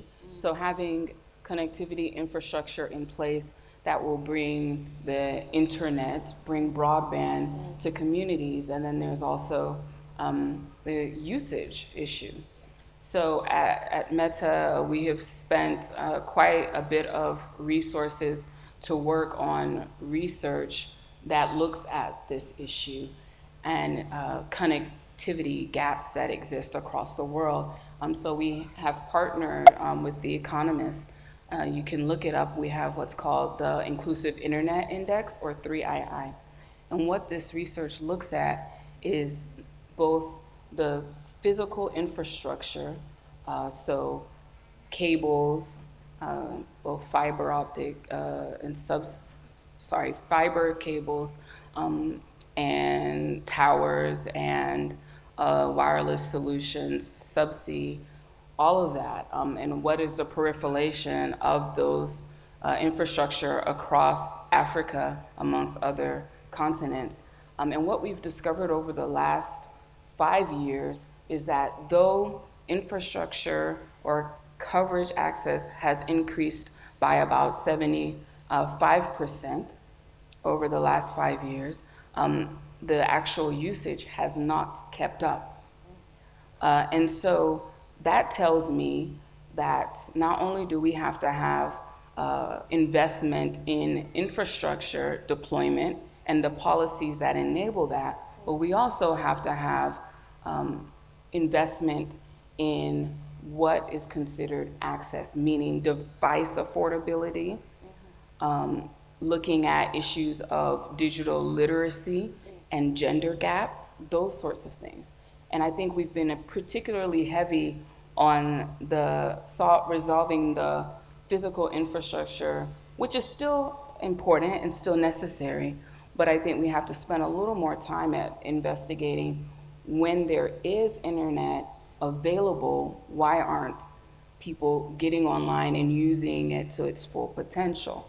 At Meta, we have over the years partnered with local operators and service providers in Nigeria to do fiber builds across the country. And we're currently working on what's called the To Africa subsea cable project, where we're working with partners as well to bring international capacity to the shores of Nigeria, hopefully soon. And so that's something that's important to us, but I just wanted to take this opportunity to emphasize that while we've done such a great job in creating the policies that are necessary to support innovative models in infrastructure build-out, such as shared infrastructure, wholesale infrastructure policies. We see a lot of that dig once policies. We see that in Nigeria. We have that reducing right-of-way access fees. We have that. We're working towards it. But we need to see a lot more also on the accessibility, the access side, the usage side to address that gap as well. Oh, thank you, and I'll bring Morisola here because it's interesting that you say penetration has increased, devices probably have increased, but generally infrastructure in terms of the fixed infrastructure has increased, but now there's the coverage, but there's also the usage. And you tell us that 75% increase in coverage, but not the commensurate increase in usage. We should be overusing, not underusing. So let me ask Morisola, what do you think about this? And from your point of view, managing the youth and coordinating the youth IGF, what's your opinion about why? Why are we not yet using the internet as much as it is available? Because that's what we're hearing now. Morisola? Thank you very much, Ma. This is very strange because while the keynote speaker was actually speaking, I was jotting down some things, and the things that just keep coming to my mind was capacity building. I think the issue is basically that people don't have knowledge. Sensitization is still very, very low. I can bet you if you should take a survey around big cities in Nigeria and just talk about probably things that has to do with infrastructure, internet governance, and the likes, you get to know that a number of youths don't even know about these things exist. They don't know that these things actually exist. But they basically know about the side of the internet, the social media side, and the lots of apps that keeps them busy, keeps them happy and gyrating always. But when it comes to sensitive issues in infrastructure development, in digital rights, internet governance, and more deep things in the IT sector, you find out that you have very low knowledge of those things. So I always say capacity building cannot be enough. Every time we have to keep raising awareness. I think the awareness level of these things, they are fantastic work. Meta has been doing awesome work. When I see it, I'm like, oh, this is wow. I'm really, really pleased and very happy with it. And the way internet is going, if we are not moving along that side, we just fall by the wayside. So if we enhance more capacity building, sit down and talk about how we build capacity to the point that it can also reach the target audience. So there's the one thing to build, to have a structure of building capacity. There's another thing to be like, what kind of thing or what kind of format it takes to actually meet the target audience, for the target audience to be able to understand these issues. You cannot build the capacity of you the same way you build the capacity of the elderly, something like that. You can't build it the same way you build the capacity of the young ones. And I think another thing that can help capacity building is some of these things can be transcended into the educational sector. The internet is here to stay. It's not going anywhere. Instead, it just keeps improving and improving. Then why can't we transcend all these things that we want people to learn into the educational sector? Let people start learning it from as early as possible. primary schools, secondary schools, tertiary institutions.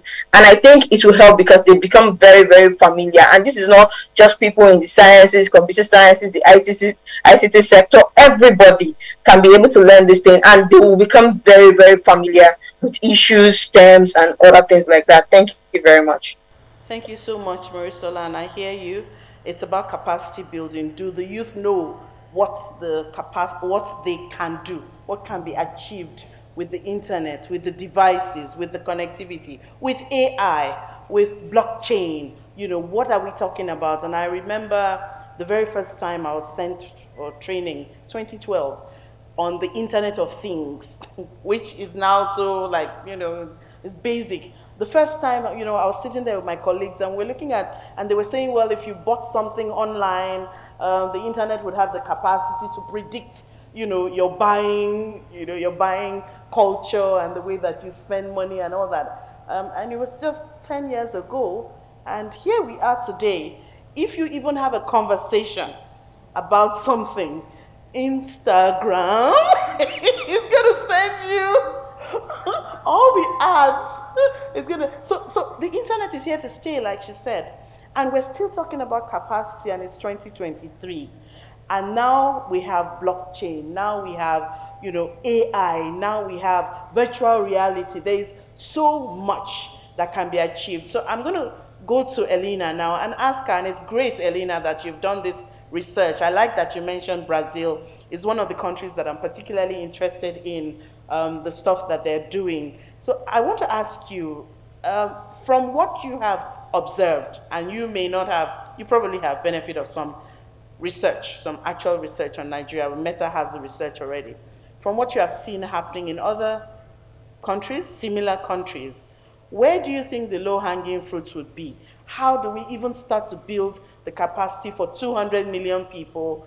I don't know what percent of whom are living in rural areas without access to education first. So we're talking about capacity building now. So Elena, what do you think? What are the low-hanging? How do we even begin to eat this elephant?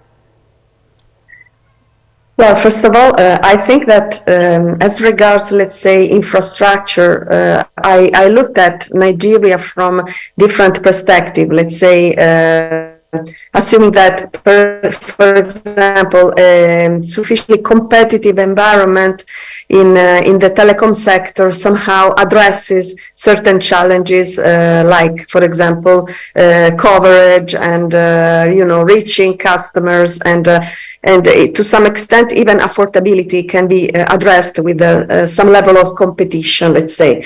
So competition is essential to also to make sure that accessibility is possible and is increased in a certain way. But having said that, I appreciate, let's say, the regulatory approach of Nigeria, and I have observed the work of the NCC recently, for example, in addressing not only, let's say, updating existing regulations regarding the typical terrestrial segments of networks, but also, for example, the satellite. I see that there has been a recent inquiry in Nigeria about that, to ensure that there is also diversity of infrastructure in the system that for sure will increase the opportunities and the competitive landscape. And so I see that as a very positive signal. Also, something that is very important are the effort from the NITDA in building a policy for cloud computing. I think that is very important, because let's not forget that in the digital economy, having infrastructure, data centers infrastructure is quite essential. And there are countries in even let's say in other parts of the world, but for example Brazil that you just mentioned is now building the cloud infrastructure policy. So it's in some respects Nigeria is even ahead of other countries.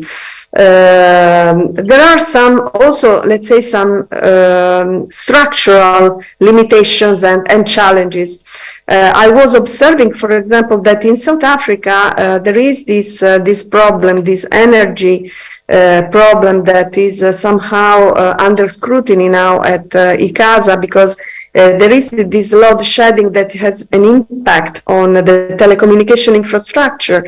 And but I see that the approach is really calling all the stakeholders responsibly in really trying to address these problems in a cooperative way. So and I go to the ultimate objective of this panel, that is discussing about the balance, finding what is the right balance.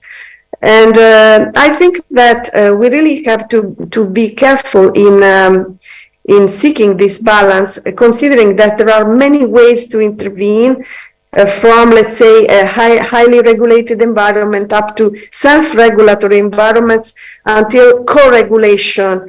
And depending on the specific challenges to be addressed, different type of approaches can be used. And even in Europe, we have, for example, you mentioned artificial intelligence and regulation of online platform. In that respect, there is a mix of regulation and co-regulation, and this is part of a very inclusive discussion with all the stakeholders are involved. So I hope I answered your question. It's very broad, so it's I think it's important to make a distinction in any case between the infrastructure challenges from the technologies like AI or blockchain and so on that somehow enable and the work and work, let's say, across different elements of the value chain of the communication and digital value chain. So I think it's quite interesting to see how Nigeria is addressing different chapters, and also the institutional environment is quite robust with regulators and agencies in place, and that is quite important to ensure that there are the right policies and regulations in place. Thank you, Alina. I'm still coming to you. You probably know that Nigeria now has the Nigeria Data Protection regulation in place, which kind of came after the GDPR. But if I want to have a conversation, to drive the conversation around the issues of cybersecurity, then it begs the question about data integrity. Because every time we talk about cybersecurity and safety, people think, how safe am I really? The information that I put out there, I don't know about you, every time I want to fill a form and they ask me my email address, I get that, that check. You ask me my phone number. I mean, and I see that many institutions are still not implementing the NDPR, because even here, I apologize, but we didn't follow the NDPR processes, which says that my data should be private to me. But in your experience, Elena, the conversation around cybersecurity and then the conversation around data integrity, how has it worked in Europe? It'll be nice to hear. So let's move a little bit, let's take the focus a little bit out of ourselves now. It'll be nice to hear how it has worked out there, implementing the GDPR and the reality on ground. What are the nations? What are people? What's the experience of the people on ground, so that we can bring it down to Nigeria? Thank you. Yeah, let's say that the GDPR has very important provisions that address different type of concerns. And let's say, as regards the GDPR implementation, there has been, let's say, a great effort in setting where they did not exist, or empowering the role of national data protection authorities, and somehow establishing also a mechanism of collaboration across Europe between these agencies. So that somehow has been the organizational framework, ensuring the possibility to enforce the very important rules that are set in the GDPR. Then let's say that there are other parts of the GDPR that address other type of issues, including, for example, the transfers of data outside the EU, and what you mentioned before, no, the data sovereignty and the possibility for individuals to be in control of their data, especially when they were transferred. So the EU had to put in place some mechanism to recognize, let's say, the countries of the countries of destination where these data flows arrived were sufficiently robust in terms of protection and usage of these data. So it's quite a complex mechanism in Europe. But I would like to add that let's say similar type of legislation somehow in countries that do not have let's say the complexity of a European Union that is a region somehow governed with its own treaties and the need to, you know, to comply with this EU framework. In other jurisdictions around the world, there are also data protection laws, and these laws were revised very recently to address the type of concern that you just mentioned. Just to say that, of course, I see that Nigeria adopted this law in June, I think, this year. But for example, India adopted a very significant new set of data protection rules that were debated very long, that address exactly this type of concerns about the data transfers, about the sufficient level of consent, and even the protection of minors. So these are type of additions to the existing frameworks that are not only observed in Europe, but are also observed in many other countries around the world that are really comparable also to Nigeria. So I think it's also on the cybersecurity aspects, let's say that Europe is working in different directions. It's not just about protecting the data and having the sufficient control over the usage of the data, but also it's about cybersecurity is seen, for example, from the safety of products, for example, in the value chain, to having ways for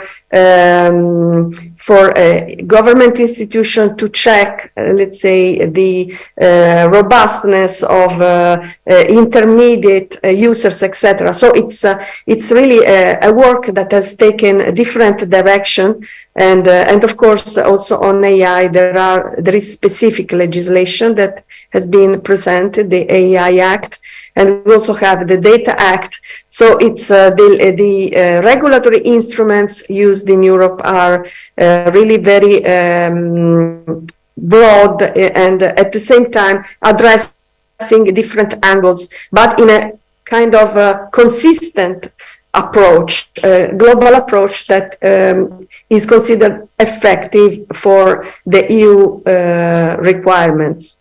So it's, let's say that, for example, recently we have had some new rules on online platforms, the Digital Service Act, that addresses content and somehow sets some levels of regulation, but also self-regulatory mechanisms or co-regulatory mechanisms to ensure that the online environment is sufficiently safe. So it's there are cybersecurity is seen from many angles.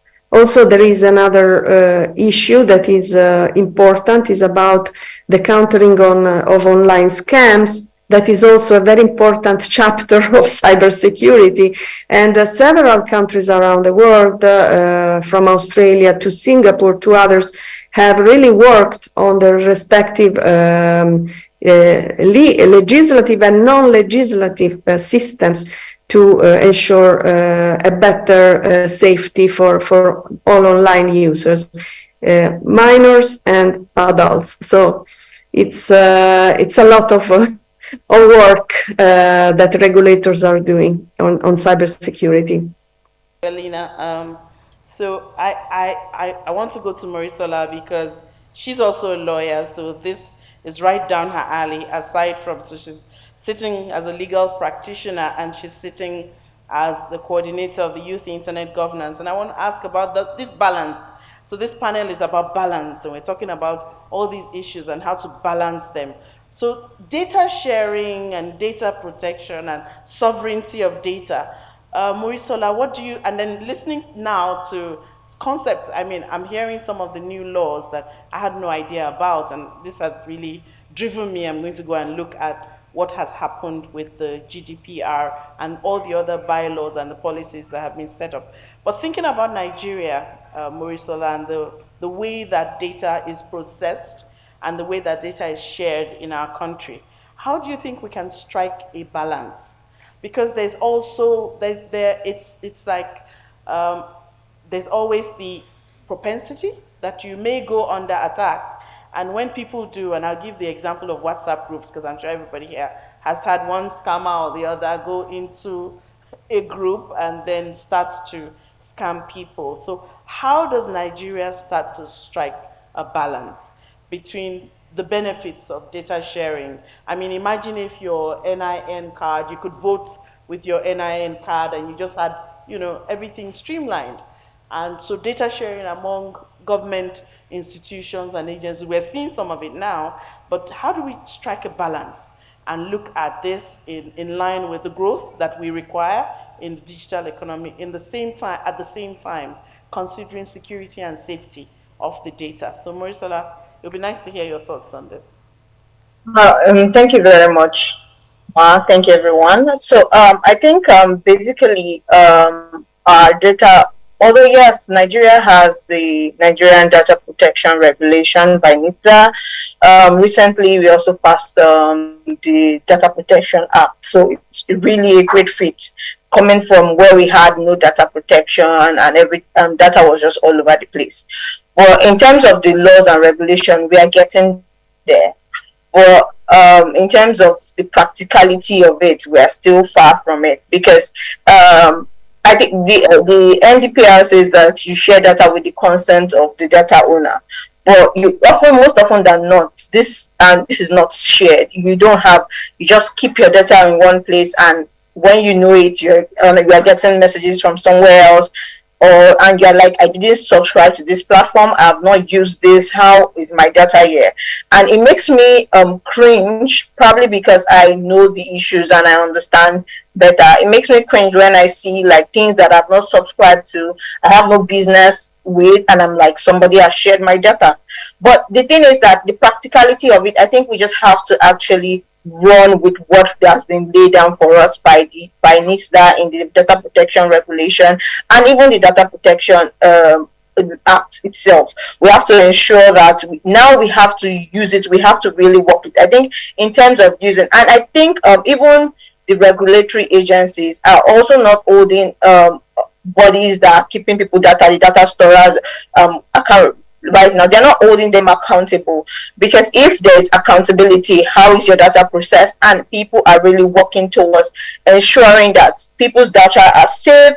If you're sharing the data, you're sharing it within the confines of the law, you're sharing it with the consent of the owner of data. And in the regulation and law, there are specific laid down rules where you can't share data with the consent of the owners. If those things are followed to the letter T, I'm sure that we'll be able to at least accomplish a lot more in terms of data sharing and data protection, including sovereignty of data.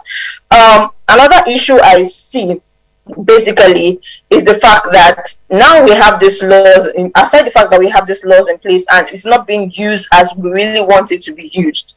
We also most often most often times we see that most often times you see that the laws actually play catch up to the issues. So when an issue comes, that's when the law continually plays catch up. We don't actually balance it out and say, okay, there are new issues. We don't think wide enough to be saying that, okay, this might be the emerging issues in some years. I know that, yes, from the point of the regulators, they're actually doing like their bits in terms of providing the laws, the policies, the regulation on this kind of issues. But I think we still need to do more, because in terms of implementation is still very, very, very weak in our ecosystem, and I think that's where we have to start seeing the issues. Let's start holding the data companies accountable. Let's start holding the data holders accountable, the storage facilities accountable for the kind of data they collect. If they are sharing, does the law say is within there must be consent of the data owner, or does the law say, okay, what are the exceptions to that law, and so many things like that. I think the moment we start holding data storage data those that store our data is more accountable, I think we'll also go a long way than that. And again, capacity building, you have to also educate people about how their data works, because so many people just data and they just write your name here, and they don't really know they don't know why their data is being processed. We should also be able to educate them concerning this thing, and this is how your data is going to be processed. It is why there are organizations that you can call back your data and they'll give it to you and they remove it from their system. So all those kind of things is what we should see. The implementation side is what I don't think I'm really saying. Yes, the policy side, there's much of an improvement over the years, but in terms of implementation, that's still very low. Thank you. Thank you so much. That's interesting. And thinking about data and data policies and data safety and sovereignty brings me to the children, because COVID came, and even people who had sworn not to give young ones devices didn't have a choice because schools went online. And COVID came. The entire world changed when COVID came. But what now happened was that we were not prepared, right? We were not ready. We didn't have enough information, and parents still don't have enough information. Now, thank God for NCC and the Ndukwe Kalu Foundation and the work that is being done on child online safety.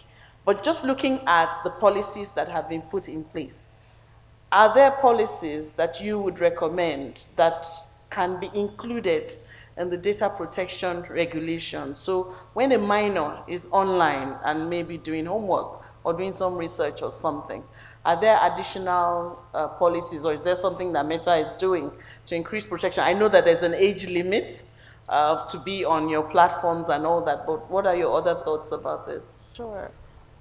Online safety for children is extremely, extremely important for obvious reasons, but I don't think that there needs to be something included in the National Data Protection Act.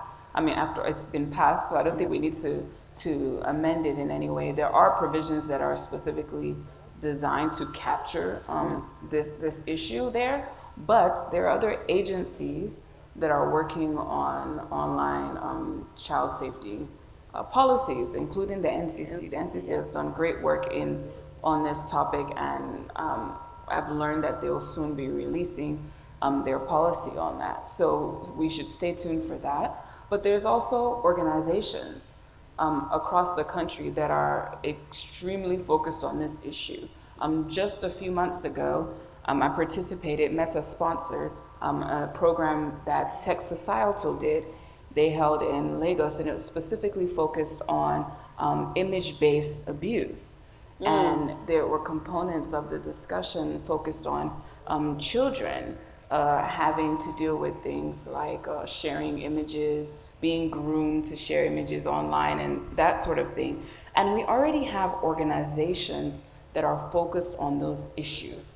So to me, in that instance, it's not only about the policy side, literal regulation, but how do we make the most use of the CSOs, the folks that are in the community and see firsthand what the issues are, and help them, empower them, fund them to be able to do the outreach that is necessary to educate the masses.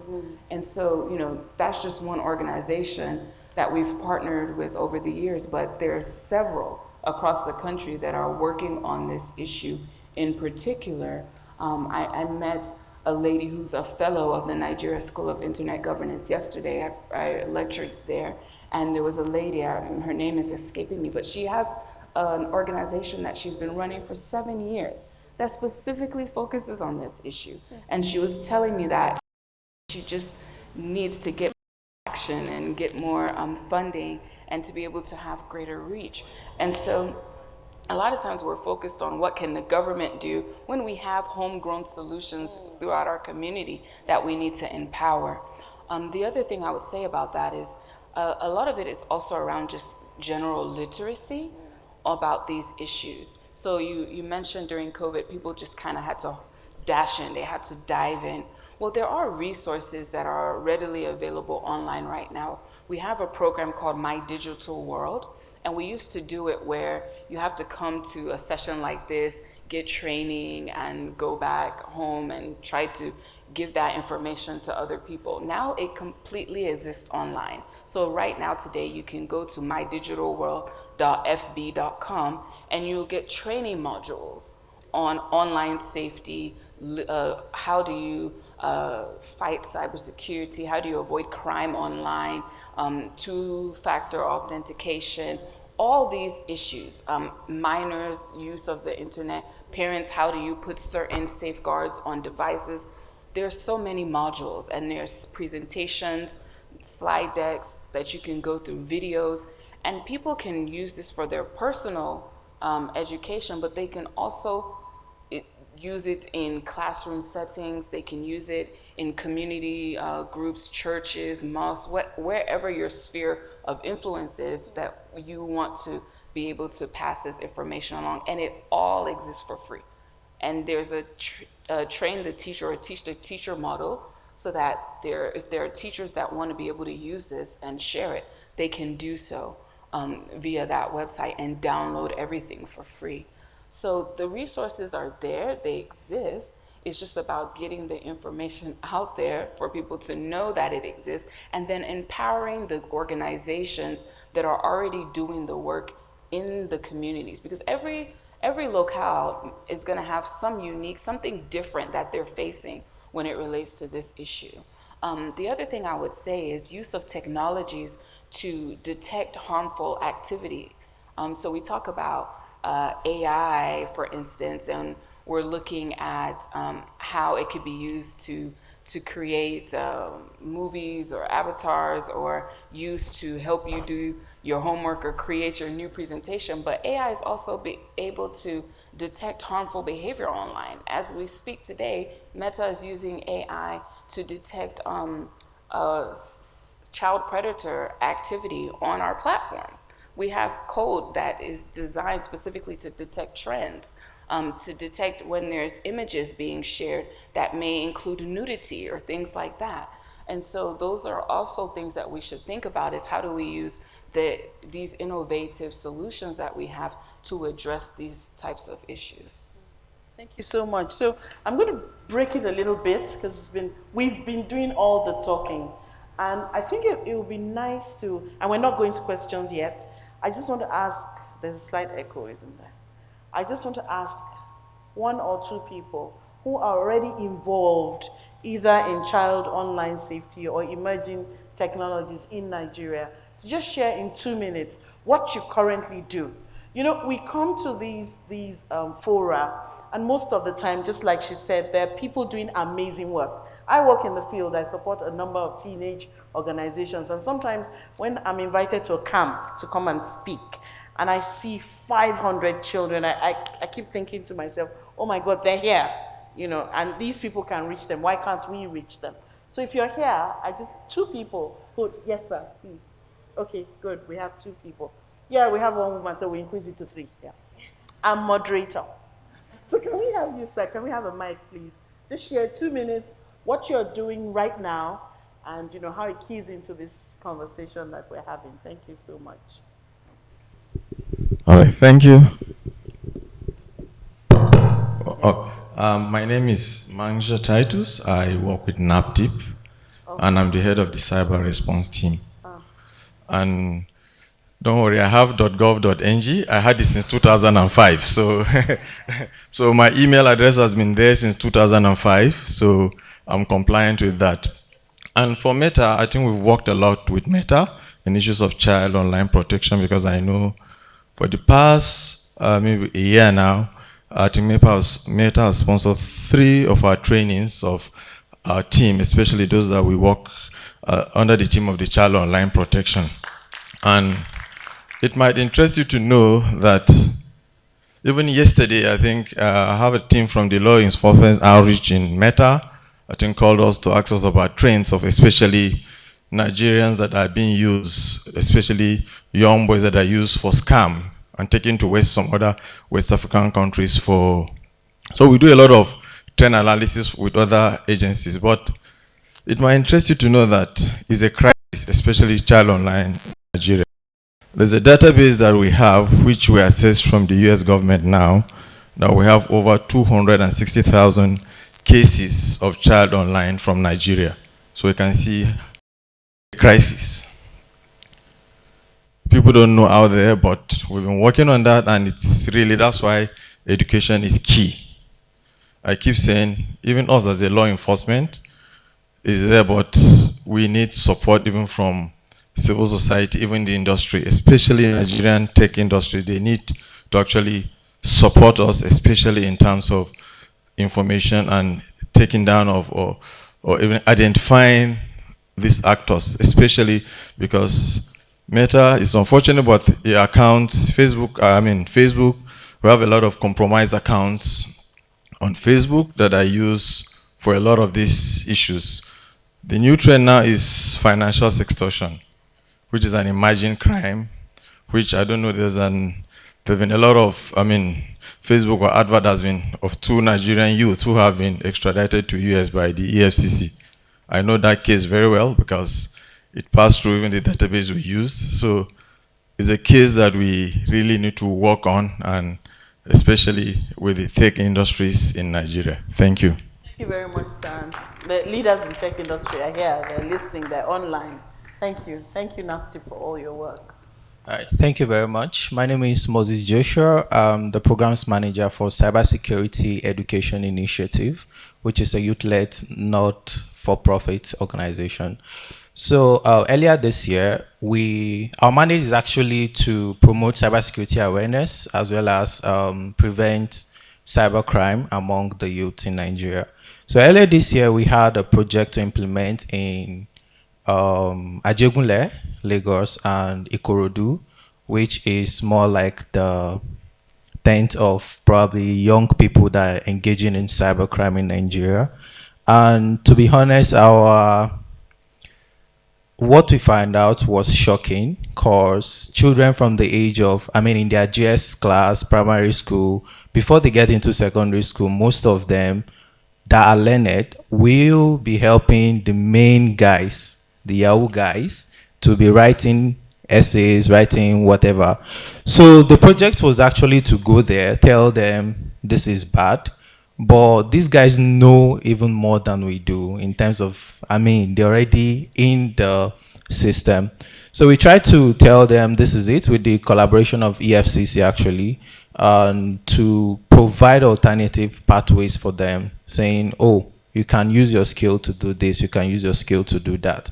But again, I started to wonder, what next even after this? Because we're talking about cybersecurity and innovation and technology and all, but we need to actually look for ways to engage these people. And October is actually Cybersecurity Awareness Month, and what we try to do is to organize a national essay competition for students, secondary school students, and we have some prizes and all to give to them. So we need to actually change narrative of saying, oh, we need to have solutions that will combat cybercrime and cyber threat and all, to look for the root cause. The root cause, what is the cause of it? Many Nigerians now are being, banned from a lot of things, virtual work, because of the negative perception they have about Nigeria. So there is a solution. Let's go back to the grassroots and work it out. Thank you. And the lady at the back. Thank you.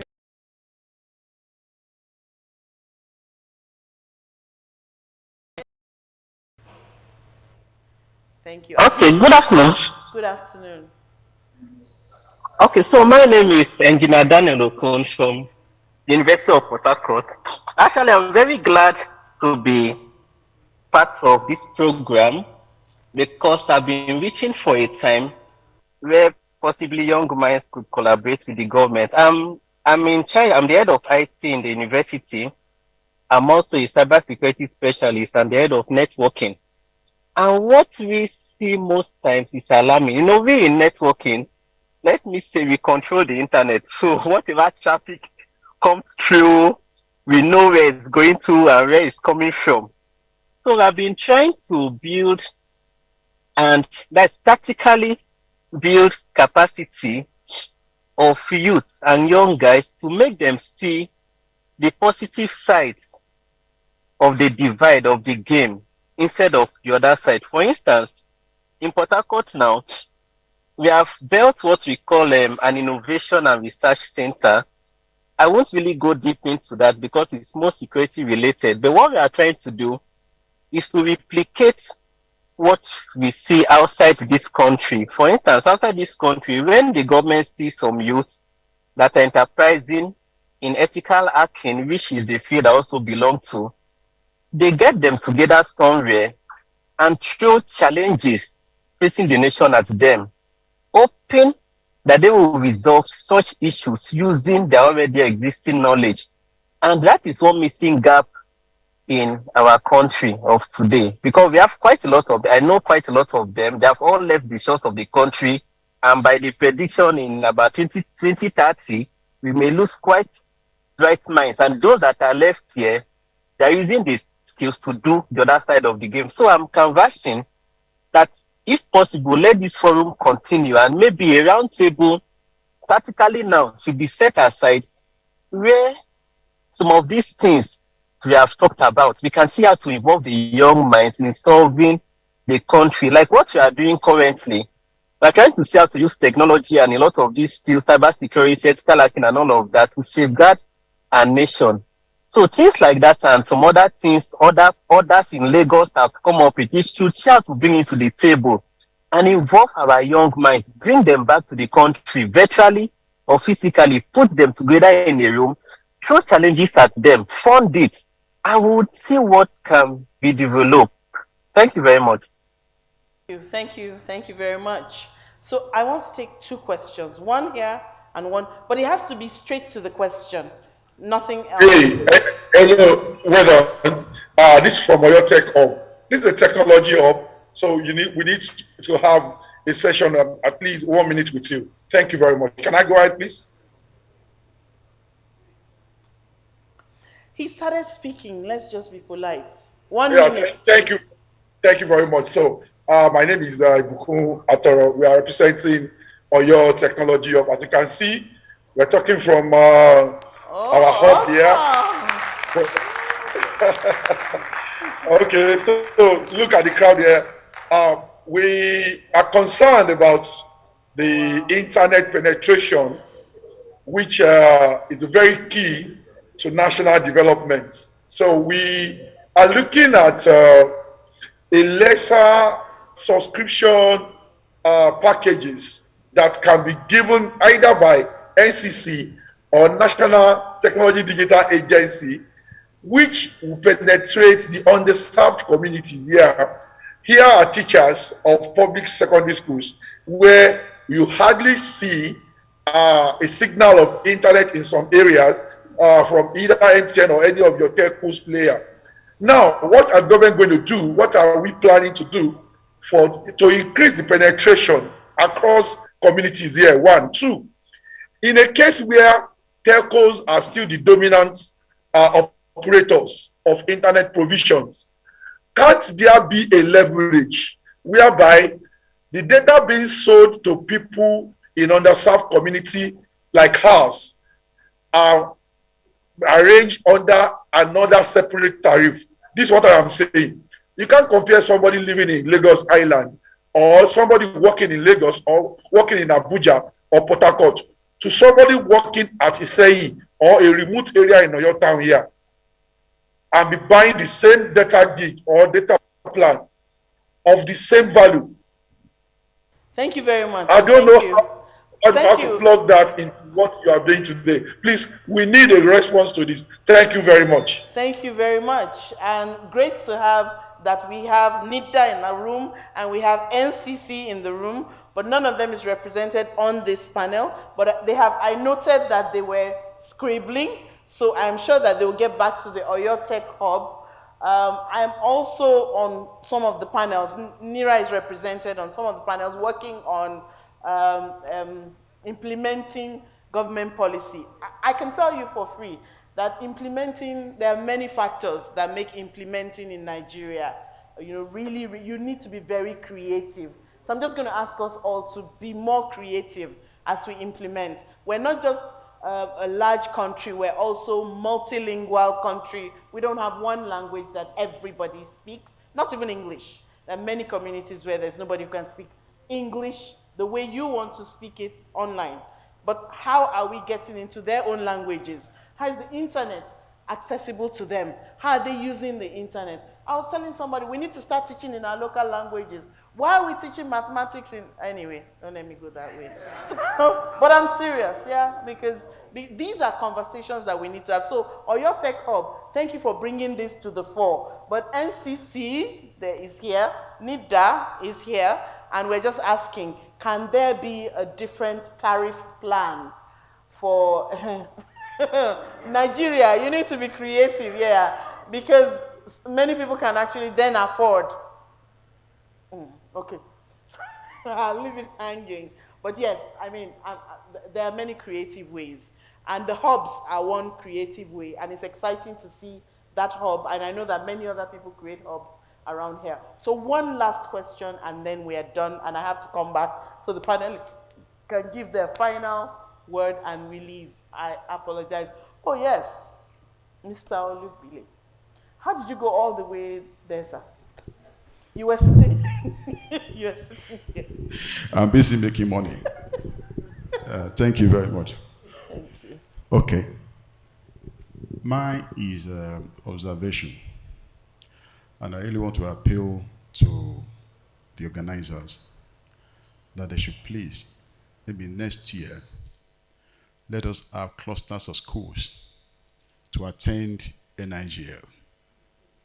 They are all everywhere here. I don't want to stage a situation where we are talking about the internet. I heard someone saying that the internet is not yet accessible. Who says that? I don't think so. Internet is accessible. Excuse me. We might be different. May have a different maybe views about it. But how should we use internet? That should be one of the areas we should look into.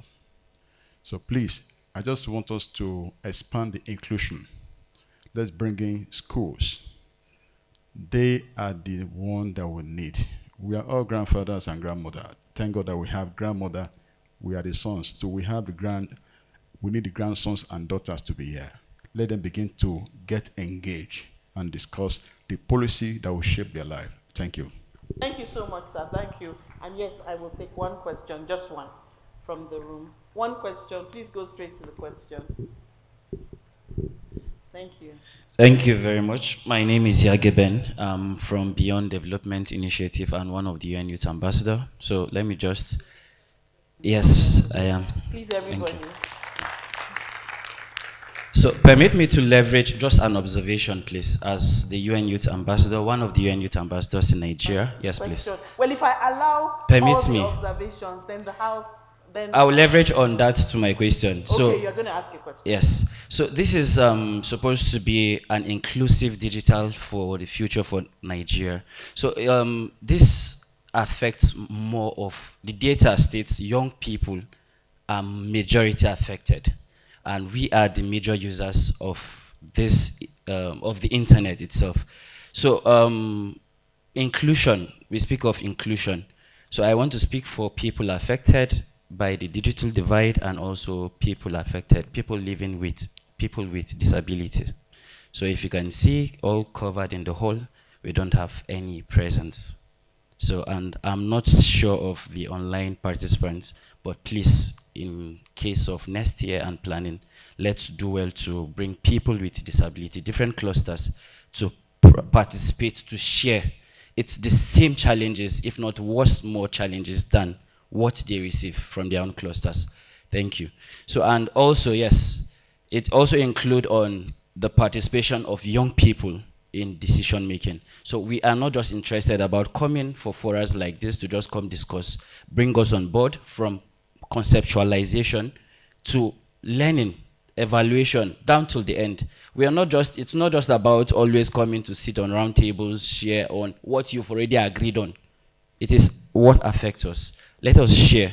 Let us tell you how it affects us. Let us also collaborate with you. Intergenerational dialogue should be key to achieving this. And this is a collaboration as stakeholders. To round up, yes. because you didn't ask any questions. Thank you. So you see, sometimes, and I'm just going to say this, because like I said at the beginning, some of us are easing out and we're waiting for the young people. And some of the things that the young people may not have mastered is structure. And structure is key.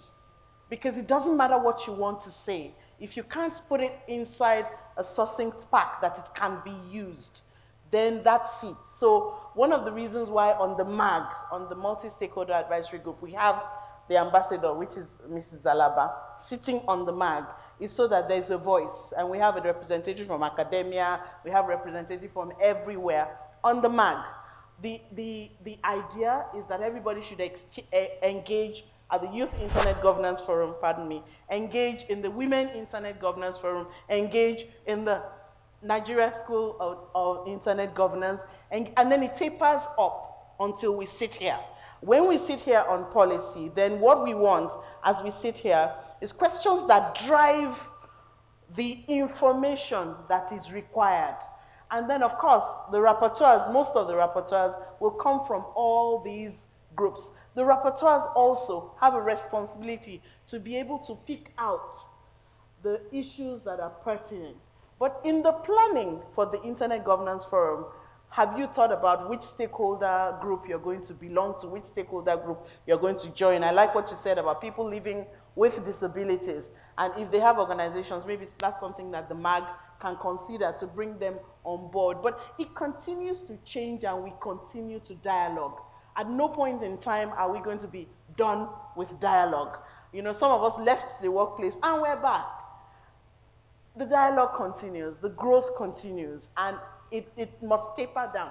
It must taper down, but not just the ideas are great, but in the ideas and the implementation, the structure is important. So I just wanted to drop that, and then based on that, I have to come back. I'm so sorry, my panelists, you know, but this has been a robust conversation.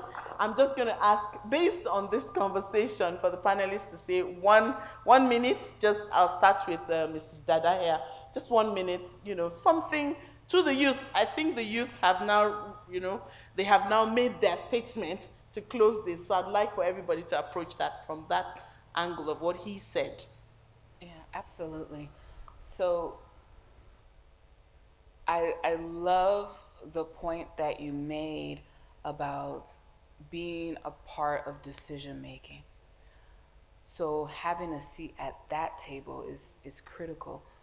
The idea that we'll make laws and policies that affect a large segment, the most populous segment of society, and not have them at the table, it just should not be the case. And so one thing that I think is important is that whenever youth are in this kind of fora, they use the opportunity to get to know people who are at that decision-making table. So this is an open opportunity to meet people, to follow the work that they're doing, to subscribe to what IGF is doing, to get news updates, and that's where you get the information. For instance, I'll give you one example.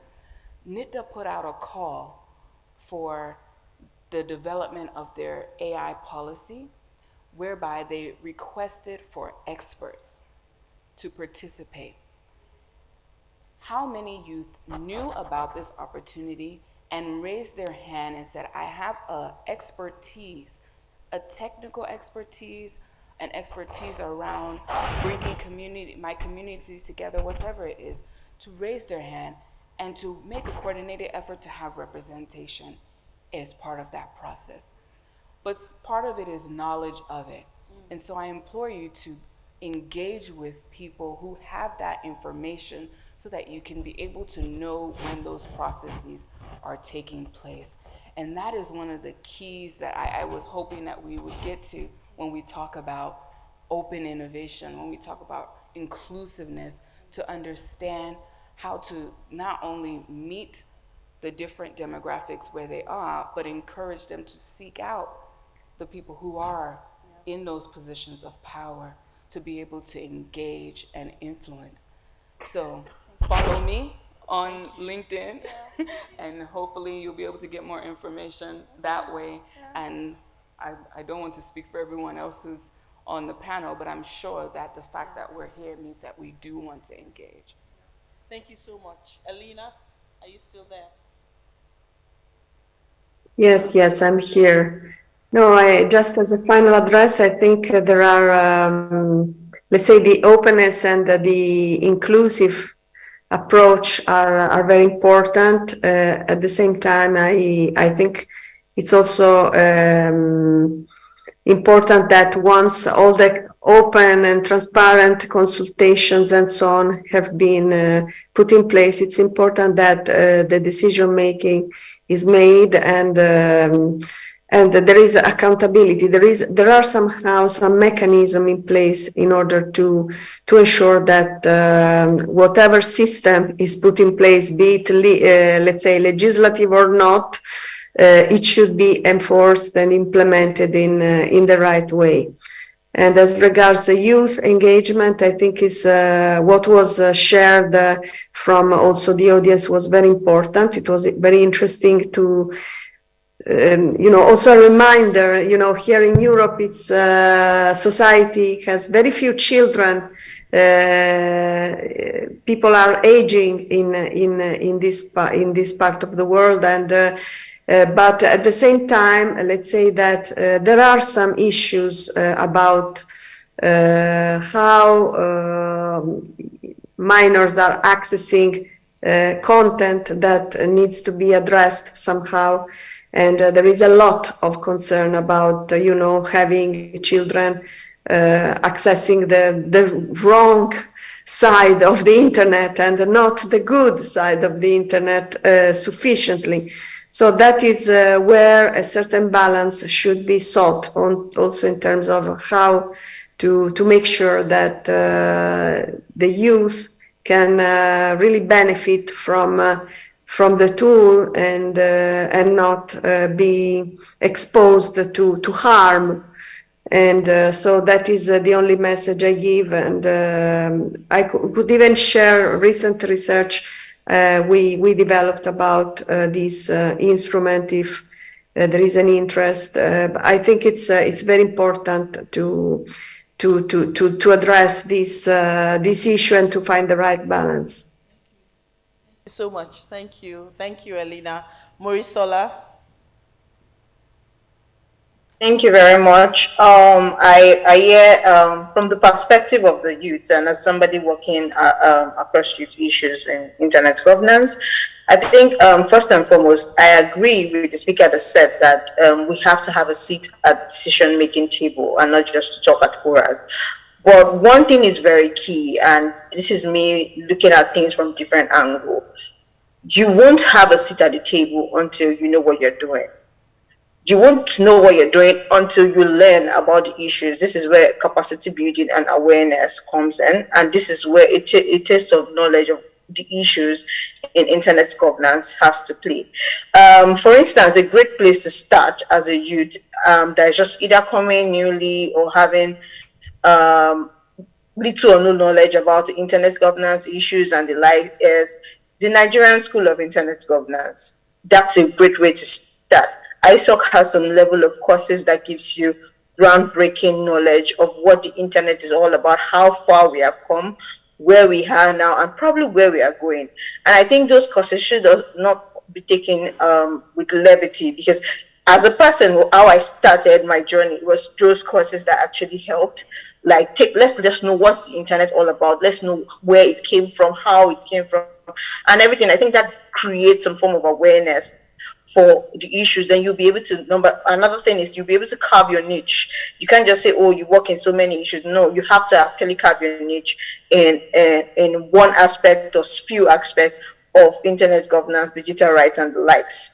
Another thing I appreciate my Mrs. Shadi for the Meta that said, she was saying that yes, NIDA had a call for issues about something about AI, whatever, and how many youths turned up. That's the thing. If we don't build capacities in these issues, then we won't be able to have knowledge, because we're not just fighting for a seat at the table. We're also fighting because we know what we are doing and we want to implement what we have as experts at the table. Thank you very much. And for me, I just want to say that, when we started, I said, okay, the topic, let me bring in balance to this. The topic is broad, and we can really, there's a lot to talk about. I think that what I hear a lot is capacity building, challenging all of us to go and learn.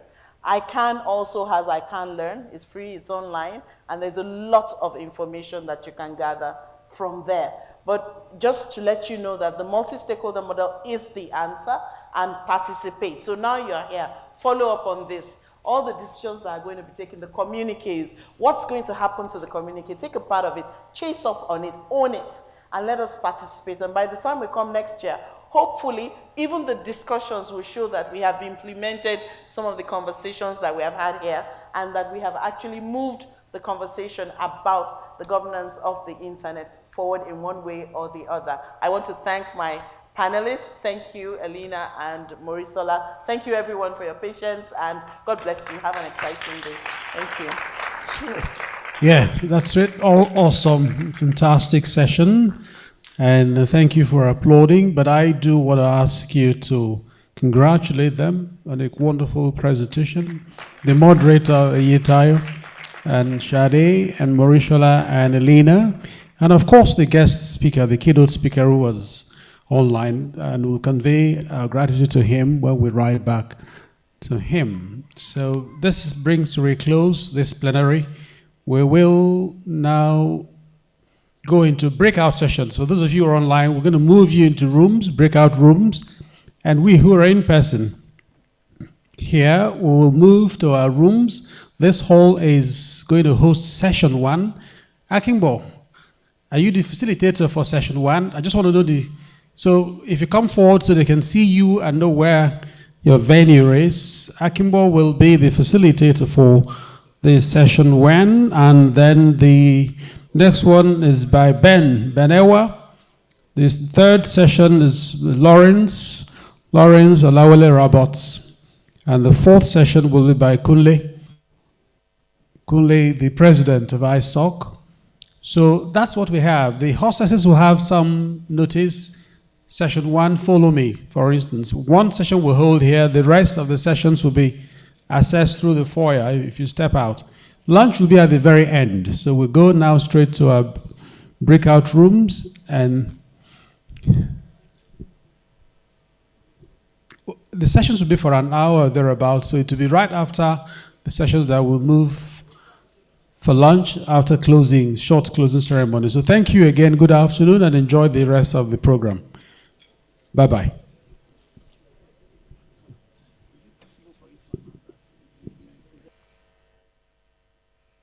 Still want to appreciate our online participants. I'm sure they are still with us. My name is Busayo Balogun. Pardon me. No, I'm not Sinye Kemabonta. I am Busayo Balogun. And I would just like to invite Mrs. Chinyere Ifezure to come and do a report of the sessions. Is she here? Mrs. Chinyere.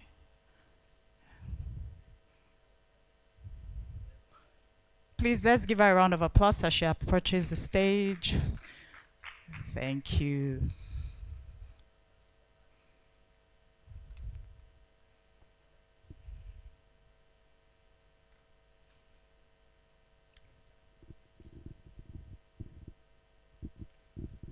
Good evening, everyone. I'm here to give the presentation on the sections. I will start with the high-level panel. That is the main section. The topic discussed was towards a secure and inclusive digital future for Nigeria, balancing regulation, cybersecurity, and emerging technology. And the moderator was Mrs. Eyetayo Iyotim. The speakers are Ms. Elena Sakramuzi, Mrs. Sade Dada, Barrister Morishara Alabi, and then the key speaker, who is Mr. Abdul Hazim Ajijola. The key issues raised. One is cultivating cyber awareness for secure digital interaction, infrastructure and connectivity gap, data privacy and protection. Then youth participation, especially people with disabilities in the next NIGF. Then implementation of various innovations to meet the purpose. The summary of each presentation. One, public awareness and training. Second, capacity building. The third, international collaboration and information sharing. The fourth one is to integrate digital literacy education in school curriculum. The fifth one is safe online platforms and content regulation. National Digital Infrastructure Plan, monitoring and evaluation, data privacy and protection, and last but not the least, empowering the organizations that are already doing the balancing regulations. Then the key recommendations in this main sections are a total public awareness coupled with the capacity building in integrating safe online platform regulation, and adopting and developing comprehensive data protection legislation, establish data protection authority, define explicit data sharing rules. Then to summarize the section, in summary, the section talks about ensuring inclusive, accessible, and secure digital infrastructure in Nigeria. It requires a holistic approach that involves government policies, private sector participation, and collaboration with various stakeholders, and also community and parental involvement, partnership with technology companies, and streamlined regulatory framework. That's the much for the high-level panel. I'm starting with section 4. Section 4, the title is, that's going to the breakout sections. The title for section 4, they are talked about navigating data governance and privacy in the digital economy of Nigeria. And the moderator is Engineer Kunle Oluradare, while the speakers are Mojilayo Ogunlana and Mr. Radiwan Oloyede. Then the key issues raised are the most promising emerging technology and how it promotes digital economic growth, the potential risk in the adoption of emerging technology and how they can handle them using the legal and regulatory framework. The summary of the presentation are that AI, that's artificial intelligence and robotics, are technology that are emerging and can be used to improve Nigeria's digital economy. That privacy is the biggest issue of the emerging technology. Capacity building is the main stem of this discussion. People need to be sensitized about the international multi-stakeholderism. People need to be sensitized about the internet. Then multi-stakeholderism is a way to go to bring everyone to make decisions. Then the key recommendations are foundational problem should be solved first before bringing in technology. Sensitization and capacity building is very important. Internet should be accessible and also affordable. Okay. Then section 3. Section 3, they talked about emerging technologies insight for Nigeria. The moderator is Lawrence Oluwale Roberts, if I'm not mistaken, Mr. And speakers are Professor Chukudebe Gloria, Emmanuel Paul, Yusuf Olaniyi. The key issues raised are use of artificial intelligence, blockchain, cryptocurrency, Internet of Things, and cloud computing. To patronage of local content risk involved in emerging technology, collaborations between academia and the industries. The summary of the presentation: a lot of our data hasn't been digitalized. A lot of our data hasn't been digitized. That's coming from Professor Chukudebe Gloria. Then patronage of our local content and more collaboration between the academia and industry. Start up to look into global organization to understand their strategy and to adopt it. The key recommendation to this section is that how we should leverage on emerging technologies in areas of agriculture, educational sector in Nigeria. Then the summary of the section is that emerging technology has a very great benefit. Emerging technology also involves huge risk. The important thing is to know how to identify and manage the risk. Then section 2. The section title is Strengthening Digital Infrastructure for Inclusive Service in Nigeria. The moderator is Mr. Bernard Ewa, and the speakers are Mohammed Rodman, Oluwasegun Funmi Michael, Zainab Aminu, Busayo Balogu, and Osondu Nwokoro. The key issue raised: high cost of bandwidth, data protection access to different demographic power, data protection access to different demographics, then power supply,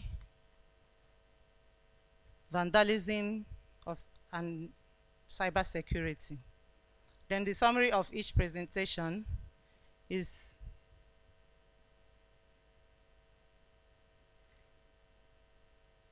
consideration for rural community and internet, then service available to them, and then adoption of .ng domain. The key recommendations: government should simplify the form of taxation, then capacity building for government and public entities, then ISP to collaborate to mitigate cost of bandwidth. Government should also simplify form of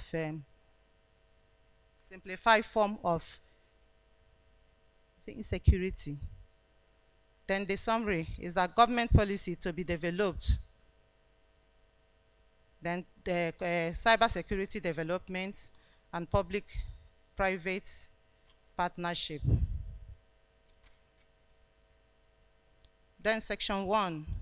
Section 1 talked about building a trusted internet, a focus on cyber security and child online safety. The moderator is Mr. Adewumi Akimbo. The speakers are Mr. Abdulaziz Imam, Mr. Ngamariju Titus, Dr. Uche Mbanaso, Mr. Shegun Alugbere, and Mrs. Mata Alade. The key issues raised are implementation of policies, advocacy, education of cybersecurity, higher education to counter the offenders, capacity building, awareness and sensitization, regulation of technical community, adequate regulation of online content, grassroots awareness and sensitization.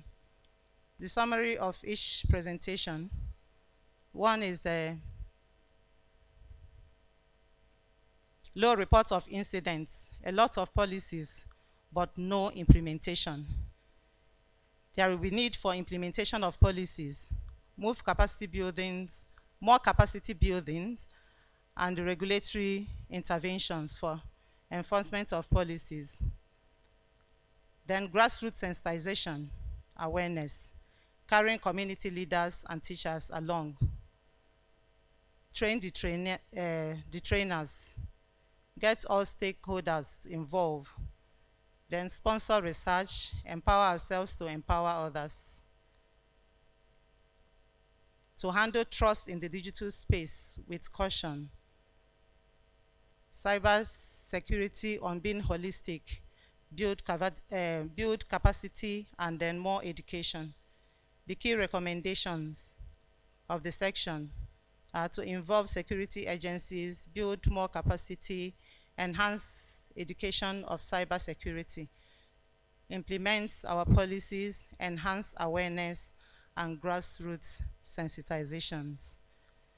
I want to plead if there are ones that are not captured, by the time we get the communique, all of them will be there.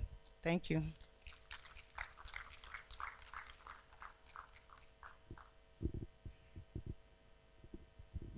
Thank you so much. But I think we can still keep clapping for Mrs. Chinwe Fezu. Thank you. Thank you. Okay, so before we go to the closing remarks by the chair of the multi-stakeholder group, we would just like to invite Mr. Shangatai Masango, who is online. He is the head of the IGF Secretariat at Geneva and also the program manager. Mr. Masango, if you can hear me, please, you can unmute yourself and just give your brief remarks.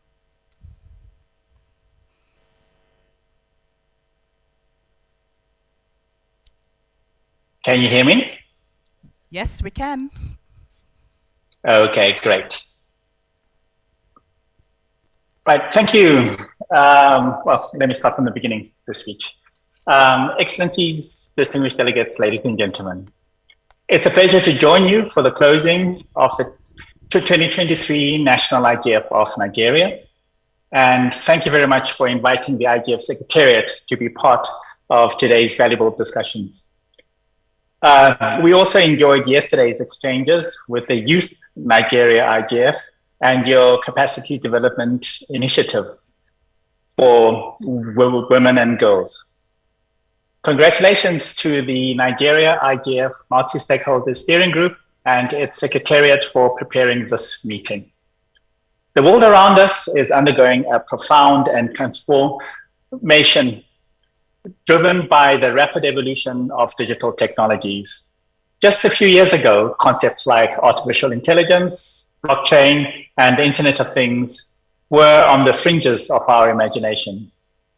Today, they are integral parts of our daily lives, revolutionizing economies, industries, and societies alike.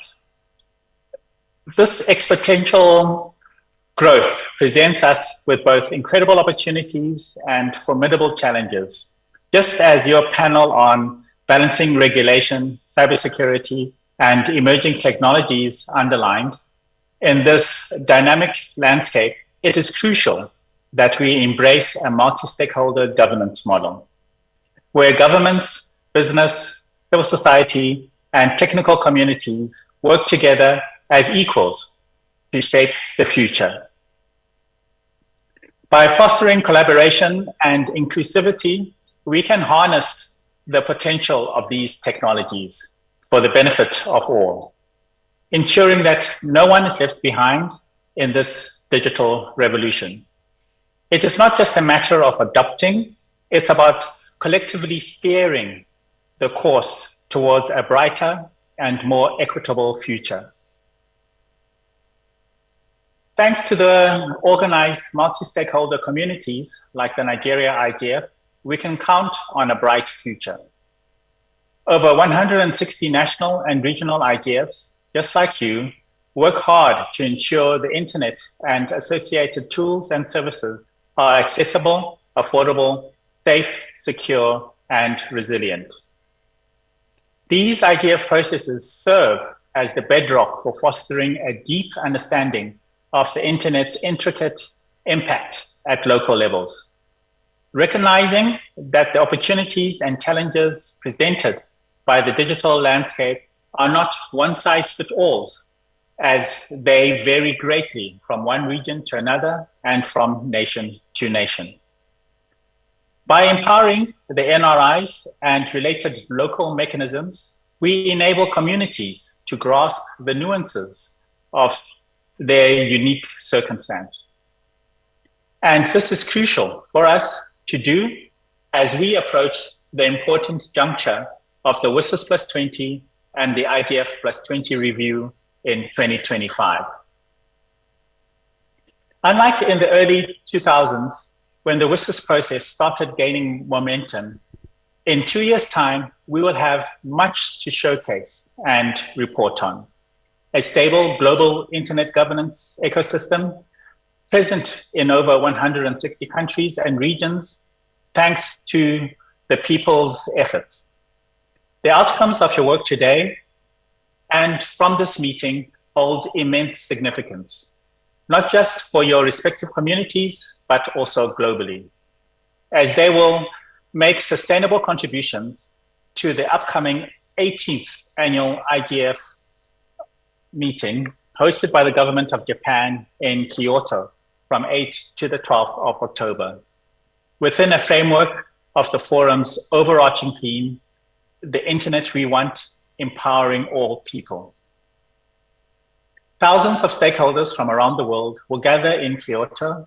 Their shared goal is to engage in deliberations encompassing a diverse range of digital policy priorities, spanning over 300 distinct sessions, adding and addressing a wide spectrum of critical topics, ranging from digital inclusion and human rights to data governance, cybersecurity, online safety, artificial intelligence, emerging technologies, digital collaboration, and environmental preservation. I extend a warm invitation to you all to join us in Kyoto or virtually. Let us explore the avenues of collaboration and collectively strive to create a digital environment that benefits everyone. Thank you very much again. Thank you so much, Mr. Masango. Thank you so much. So, to wrap up this forum, we would like to invite the host, the chairman of the Nigeria Internet Governance Forum Multi-Stakeholder Advisory Group, Mr. Adeshola Akinsanya, to give his closing remarks. Please, a round of applause. Thank you.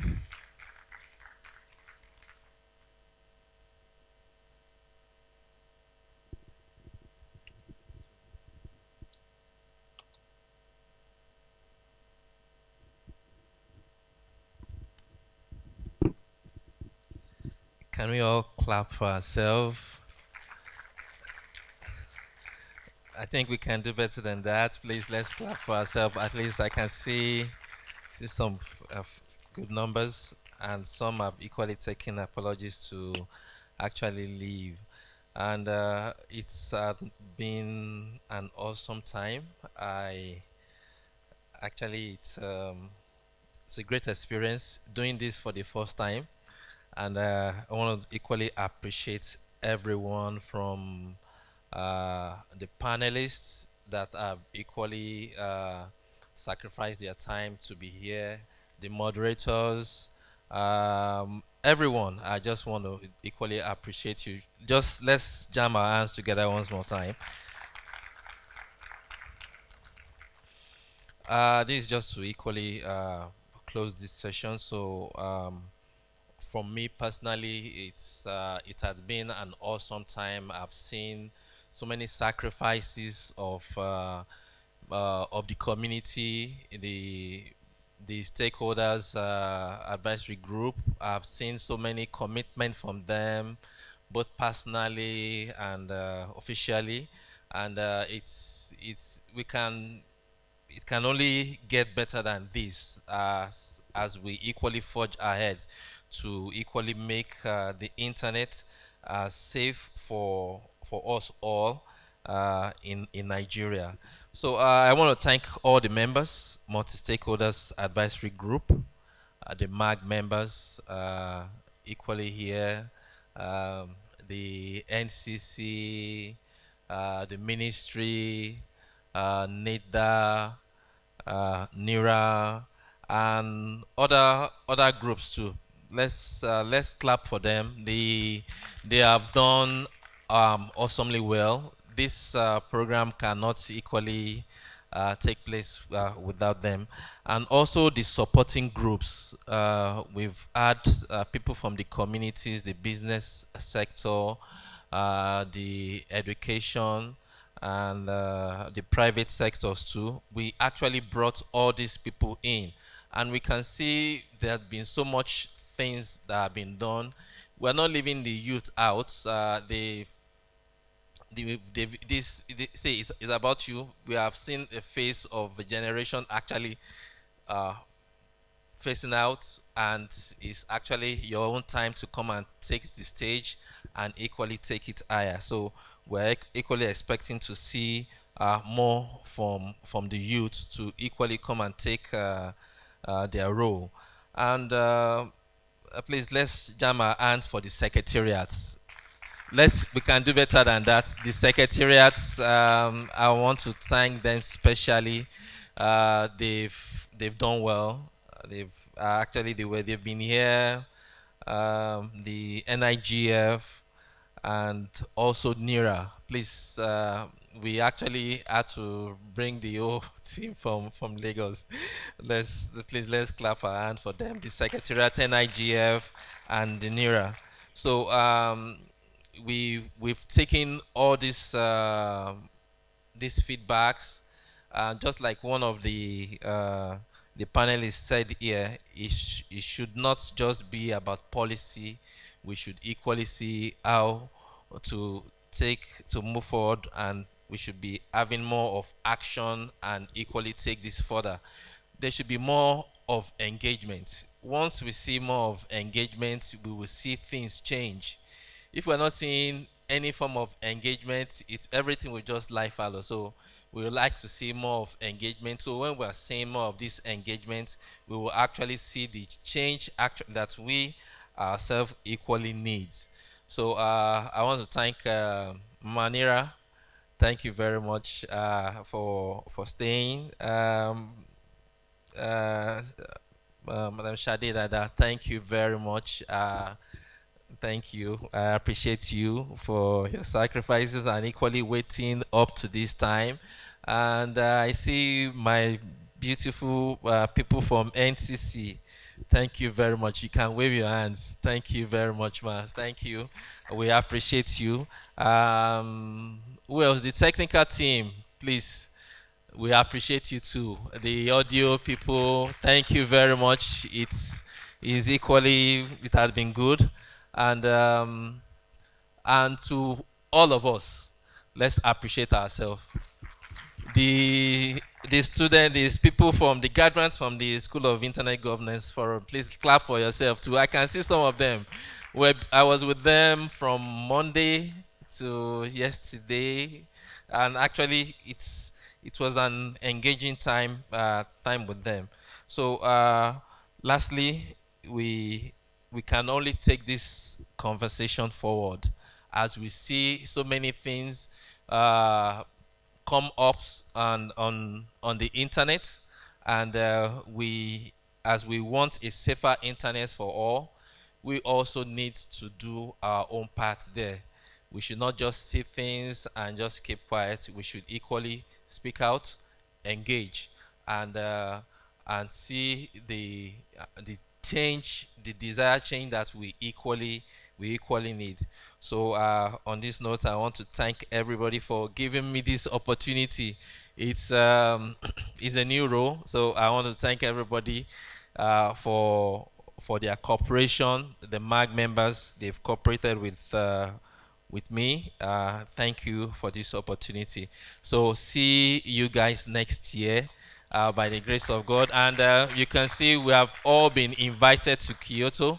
So please, if you cannot be there physically, join virtually.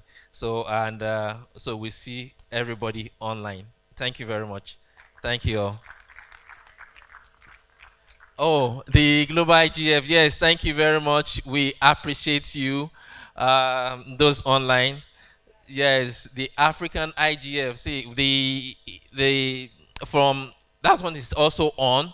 So from Tuesday 19th, you have the in-person meeting starting. So please, those that have equally registered, please be available. Dignitaries are equally flying in right now, so they are equally filling all the hotels. So please be available if you couldn't register physically, so you can join virtually to equally witness the African IGF. Apologies that I missed that out. So thank you very much. Thank you all.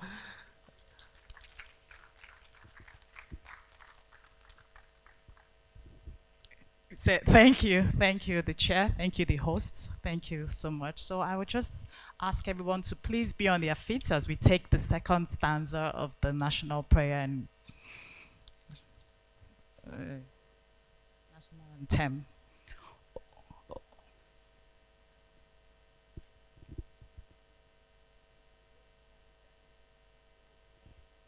O God of creation, direct our noble cause, of our leaders right, help our youth the truth to know, in love and honesty to grow, and leading just and true, great lofty heights attain, to be the nation where peace and justice reign.